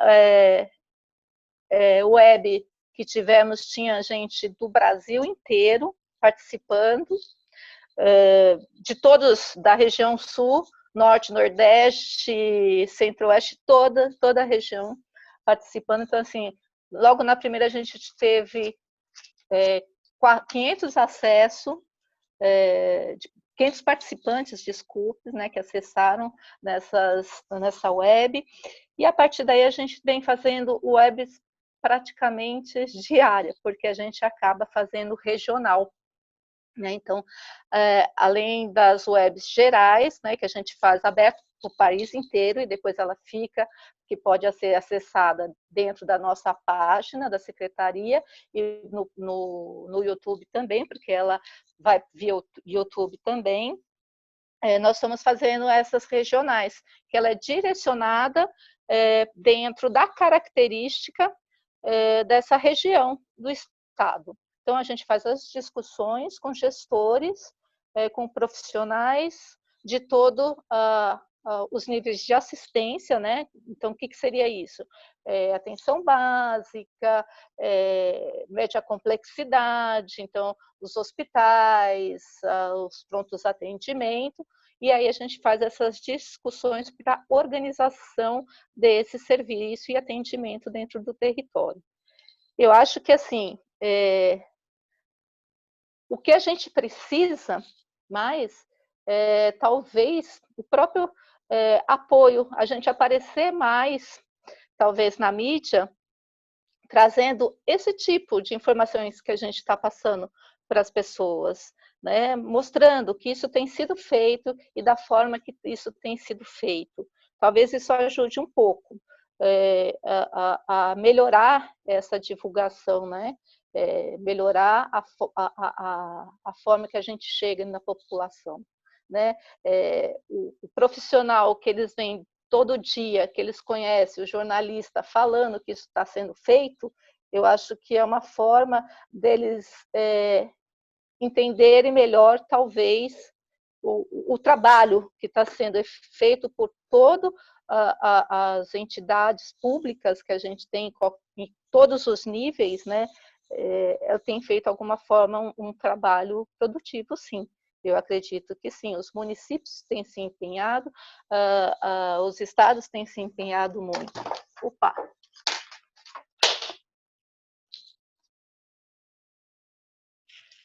Obrigada, Roberta. Vou passar para a Sabine, mas acho que tem uma participante também dizendo que, mesmo falando da dificuldade, mesmo quando a gente é proativo em divulgar a informação, pode existir uma tentativa de desconstruir essa informação, né? ou até criar novos argumentos para novas pautas, etc. Que a comunicação é uma discussão política também, né? Sabine, só uma coisa que eu queria falar, dentro disso que você está colocando, e a Gabriela também falou, hoje a gente está falando uma coisa que a gente considera verdade, amanhã ela pode estar alterada. A gente tem isso também acontecendo, né, em tempo real. Então, hoje, você fala determinada coisa, eu não vou nem dar, não sei nem como dar um exemplo aqui para não complicar, porque senão... então, se hoje eu falo, isso pode ser feito dessa forma, amanhã, às vezes, a gente já recebe uma informação nova que não é daquela forma e foi descoberta que é de outra forma. Acontece muito isso. Então, assim, o que a gente está falando hoje, amanhã, é a verdade de hoje. Amanhã, essa verdade pode não ser a mesma. E acho que isso é mais aparente, mesmo porque ciência não tem resposta pronta para tudo, né? O que a gente precisa fazer é um processo de evolução, então é muito difícil mesmo. E ainda mais numa pandemia que a gente começou esse processo no mundo inteiro há 6 meses atrás. Né? A gente está aprendendo a lidar com ela enquanto a gente está lidando com ela, né? Não tinha conhecimento sobre isso. Extremamente novo, né? Então é normal que as coisas vão evoluindo, mas com isso realmente é uma dificuldade. Sabine? E é interessante isso que a Roberta comentou, isso também volta ao meu ponto inicial da nossa falta de educação científica, porque quando eu digo falta de educação científica, eu digo também que a gente não entende como a ciência é feita. A gente não entende que a ciência de hoje é diferente da ciência de amanhã, que a ciência é uma evolução. Então, hoje a gente está aqui debatendo com as informações científicas que temos hoje, amanhã haverá novas informações científicas e o debate vai mudar. A gente não entende isso, a gente, sociedade. A gente entende que o conhecimento ele avança, né? Que a gente descobre coisas sobre o vírus e a gente vai entendendo e tal. Isso fica muito claro nessa pandemia, por 1000 motivos, mas um deles, volta ao Átila. Eu sempre falo do Átila agora, o Átila virou grande exemplo para tudo que eu tenho discutido em comunicação de ciência. Por que ele é bem simbólico, né? Ele fez um vídeo no dia 20 de março, com base num estudo do Imperial College, falando assim, o Brasil vai ter 1 milhão de mortos se não fizer tal coisa. Aqueles eram os dados daquele momento, com o conhecimento do vírus que tinha naquele momento, com o conhecimento do crescimento do avanço da doença que tinha naquele momento, sem entender sem entender direito se fatores como idade, grupo de risco, calor, a gente falou aqui de calor, né? Sem entender que fatores afetam esse crescimento, né? Aglomeração de pessoas de baixa renda. Então, aquela informação naquele momento era, se nada for feito, 1 milhão de pessoas no Brasil vão morrer. Era aquilo, porque também a gente não entende que o vírus ele cresce em escala exponencial. A gente não sabe o que é escala exponencial, né? Se a gente tem a população, 100% da população contaminada, supondo em 40 dias, em escala exponencial, significa que no dia 39, só metade da população está contaminada. É porque é crescimento exponencial. Metade, no dia anterior, é metade da população dos 100%. A gente não entende, a gente também não entende matemática, a gente tem uma educação matemática de base muito ruim. Então, é muito fácil, né? A gente questiona, mostra o vídeo do Átila e fala, mas olha aí, ele errou, ele disse tal coisa, ele disse tal coisa com base naquela informação que tinha naquele momento. Como a gente não entende como a ciência é construída, fica muito fácil a gente desacreditar do cientista que deu uma informação que já não vale, ou de produzir uma fake news falando, esse Átila aí mentiu, viu, tá tudo errado. Ou até o vídeo do Drauzio Varela que foi mencionado, que também com base nas informações que tinha naquele momento, que nem tinha chegado o coronavírus no Brasil, e aí o Drauzio fez aquele vídeo. Então, isso também parte da educação científica. A gente não entende como a ciência é feita, e isso é super grave. Mas eu queria comentar outra coisa, que esse comentário da Roberta achei tão importante que até perdi o que eu ia falar. Lembrei. Trazendo um pouco da literatura também, existe uma literatura baseada muito em experiência da Segunda Guerra e de guerras, que mostra que pessoas em situação de guerra que estão bem informadas, né, que a literatura fala de pessoas realistas, que têm os dados, que sabem o risco que está ocorrendo, que sabem o que tem que fazer, elas têm uma chance de sobrevivência infinitamente maior do que as que estão desinformadas ou as que estão otimistas, mas otimistas não no sentido que a gente não pode acreditar que vamos sair dessa, porque sairemos dessa, mas otimista no sentido de achar que, gente, não é tão grave assim, vamos lá, vamos voltar às aulas assim e tal. Então, é muito preocupante, a gente realmente teria que, nesse momento, estar bem informado para tomar decisões realistas, todos nós, pessoalmente, na nossa família, em política pública. Não fazer isso é gravíssimo, né? A gente está tomando decisões baseadas em informação falsa e informação, muitas vezes, otimista propositadamente, né? Isso é super grave. E outra coisa que eu queria também puxar, voltando à questão anterior à pandemia, alguém falou, acho que o Hugo aqui falou, a gente já tinha um negacionismo científico e a gente já tinha, antes da pandemia, política pública feita sem embasamento científico. Isso, assim, é a máxima do Brasil. A gente toma decisões diariamente políticas sem ver o que a literatura fala. A gente decide que vai mudar a forma de alfabetização das crianças sem ver o que a literatura fala sobre alfabetização. A gente começa a discutir a alfabetização sem olhar para a literatura e sem falar com quem estuda e quem está na frente alfabetizando as crianças. Enfim, a gente já não fazia política pública baseada em evidência. Tem um exemplo ótimo, que é super ilustrativo, que é o seguinte: quando a gente vai no posto de gasolina, tem uma plaquinha lá na bomba que diz proibido usar o celular, é uma lei estadual, que diz que se você usar o celular, o posto explode, porque o celular dá faísca. Não tem literatura que sustente isso. A gente tem uma lei que proíbe usar o celular em posto de gasolina, sendo que não tem um cientista que diga que o celular dá faísca e que vai explodir o posto. Não tem evidência para isso. E a gente gastou um dinheirão fazendo uma lei, imprimindo coisa para distribuir imposto, sem evidência científica. Então, política no Brasil sem evidência científica é prática. O que muda agora é que a gente tem uma pandemia que é gravíssima, a gente continua tomando decisão sem informação, sem evidência científica. Essas informações vêm das autoridades, vem muita informação falsa das autoridades e cria um otimismo falso nas pessoas, nas suas tomadas de decisão. Então, era isso que eu queria falar. E eu queria só complementar que o Boris Johnson foi além do Rodrigo Maia. Ele precisou ter coronavírus e estar internado para falar: gente, olha aí, precisamos de hospital público, hein? Foi um pouquinho além. Verdade. Bem, está na hora da gente encerrar mesmo, né? Caminhar para esse encerramento. E eu só queria passar de novo a palavra para cada um de vocês. Talvez, acho que vocês podem, né, direcionar a fala para aquilo que vocês considerarem mais importante, mas talvez até uma mensagem do que a gente pode fazer para lutar contra isso de forma assim, né? Como que a gente pode ter de futuro positiva em algum momento. Então, o que eu gostaria de pedir para vocês agora. De novo, muito obrigada. Então, gente, só agradecer mesmo o convite. É um momento muito importante, né? Tanto que quando fui convidada, não hesitei. A gente precisa estar discutindo esse assunto, sim, e passando para as pessoas informações reais e necessárias.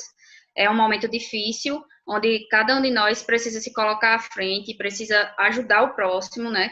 A pandemia, ela veio para nos alertar que sozinho a gente não vai conseguir nada, que as nossas secretarias, sem a população nos ajudando, não está conseguindo nada, que a gente precisa ter unidade no nosso município, porque a gente vê uma dissociação e informações bem destoadas de quem deveria estar nos protegendo, né? Então, a parte política, ela está contando muito nesse momento e muito para o lado ruim. E a gente, enquanto município, onde estamos bem mais próximos do cidadão, a gente precisa tomar as iniciativas da melhor maneira possível. E a gente precisa preservar essa autonomia, porque se a gente não tiver, de fato, a população irá sofrer muito mais. Então, é mais nesse sentido. Estou muito grata de estar aqui com vocês. A realidade de vocês é diferente da minha, mas vejo que as dificuldades são as mesmas. Então, assim, muito obrigada e vamos nos unir. E, se Deus quiser, em breve, a gente terá grandes e boas notícias para dar para a comunidade e para todo mundo. Obrigada.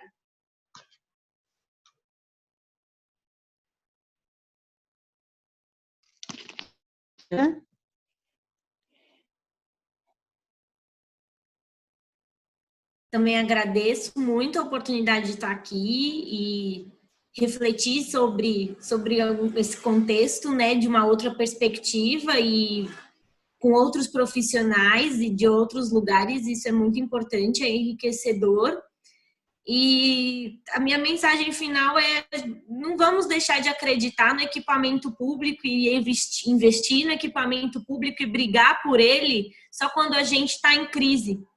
Né? A gente precisa parar de falar: hospital público é uma droga, eu pago mesmo o meu plano de saúde, sendo que no final é só dele que a gente precisa, né? Num contexto tão né, diferenciado como esse. Escola pública, a mesma coisa. A gente vai ter um alto número de desempregados. E quando alguém tem uma ascensão econômica, a primeira coisa que faz é tirar o filho da escola pública e colocar na escola particular, porque isso é status. Então, acho que isso é uma coisa também que a gente, culturalmente, a gente podia começar a valorizar. A Sabine disse, né, que a universidade pública foi tão rechaçada no passado. E esse ano, quem é que faz pesquisa científica dessa forma? É a universidade pública. Então, a gente começar a acreditar e a usar o equipamento público cultural, né, também nos momentos de lazer, isso é muito importante, é uma prática que só a gente, enquanto população, é que pode conseguir resgatar o valor deles. Obrigada. Eu agradeço, Heloísa. Acho que isso tem bastante relação também com a crise da ciência no Brasil, né? Quem faz a ciência no Brasil são órgãos públicos, em sua grande maioria, né? Então, quando a gente nega aquilo que é público, logo a gente também nega a ciência que é produzida através desses órgãos. Então, muito obrigada pela fala. Roberta. Eu queria também agradecer, né, a participação, a oportunidade de estar aqui participando. Eu acho que até para a gente também é muito importante e traz uma visão diferenciada também nessa conversa com realidades diferentes e profissionais diferentes. Essa questão da desvalorização dos órgãos públicos, né, eu acho que a pandemia vai trazer um pouquinho disso para a população valorizar mais o que ela tem, enquanto órgãos públicos, hospitais, o SUS principalmente, que estava em descrédito há um tempo, né, que as pessoas não acreditavam mais no SUS, dizendo que o SUS não servia, né, basicamente é isso. Não... Então, assim, hoje em dia eles estão vendo a importância, né, que o SUS faz para a população brasileira. A própria educação, né, a gente acredita que um dia ela vai ser valorizada realmente dentro do país, a educação pública, né, porque na minha época eu vim de educação pública, né, eu fiz escola pública, não sou tão velha assim, tá? Mas eu fiz porque eram as melhores escolas que tinham dentro da onde eu morava, não eram escolas públicas, né?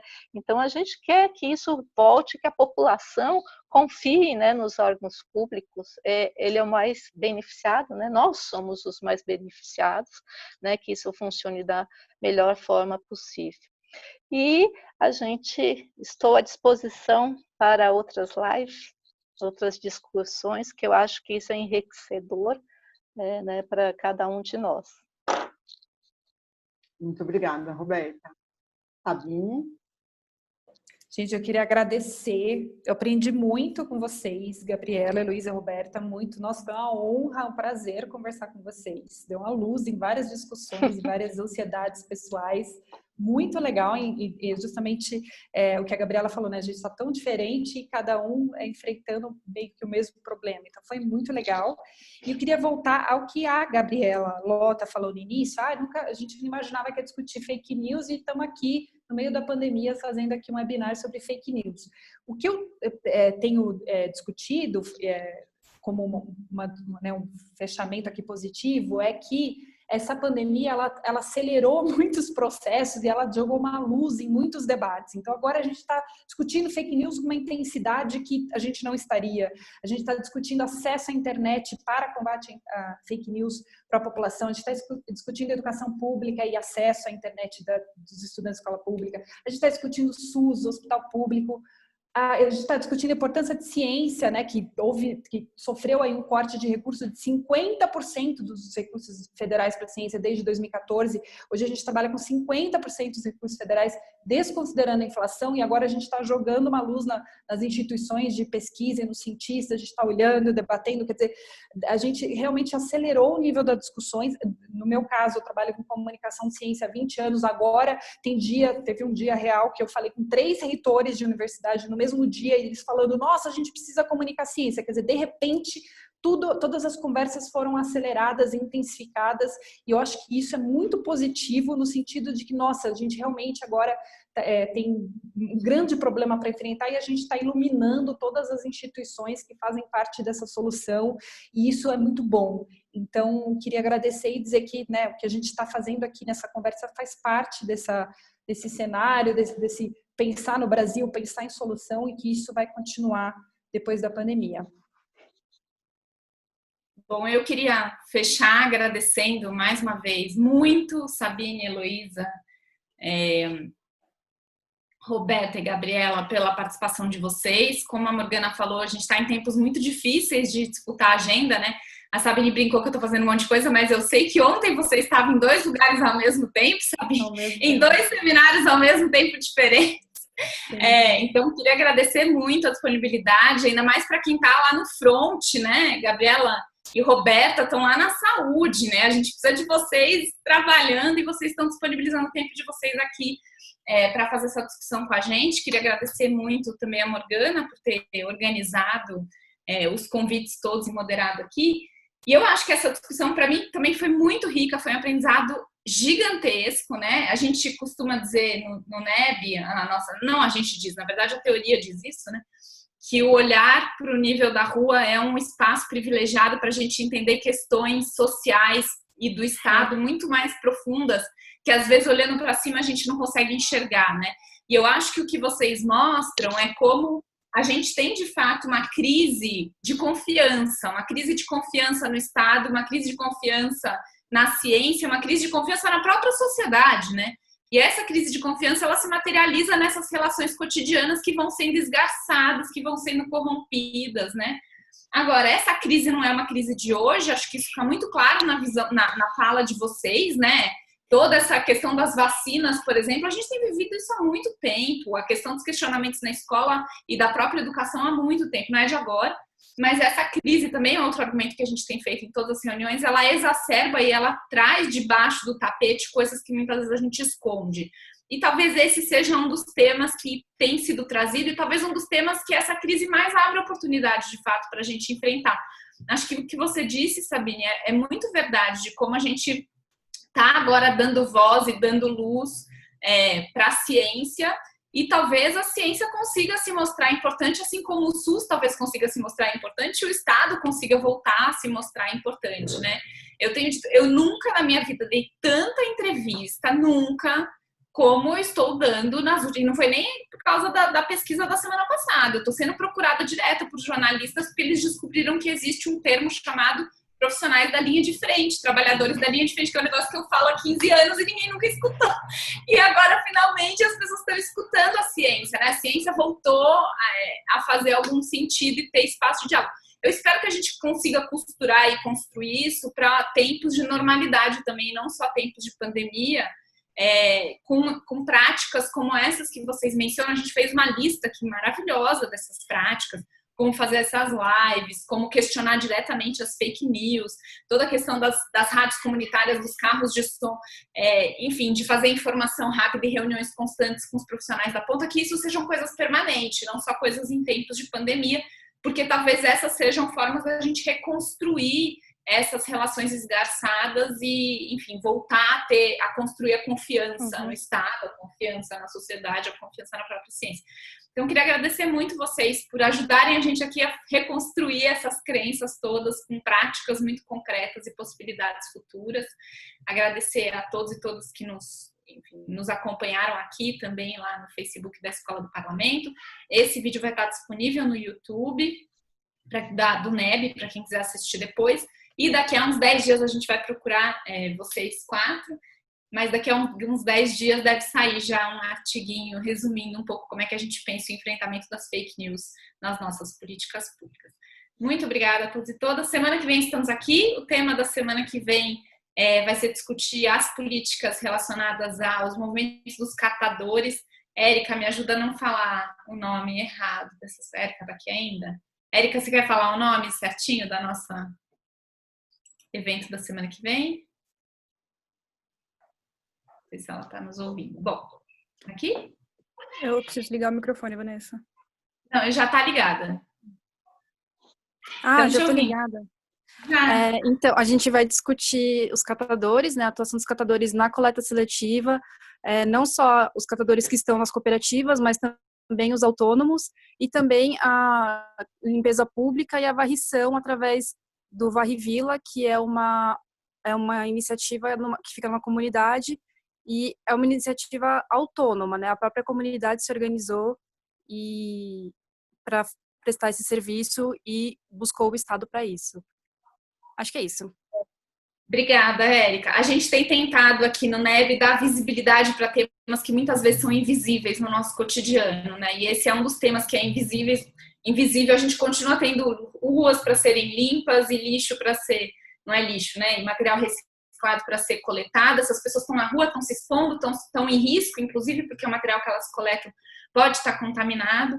E essa é uma não discussão, né? Então, assim como a gente fez com agentes penitenciários algumas semanas atrás, a gente também quer dar visibilidade para outros temas, como vai ser o tema da semana que vem.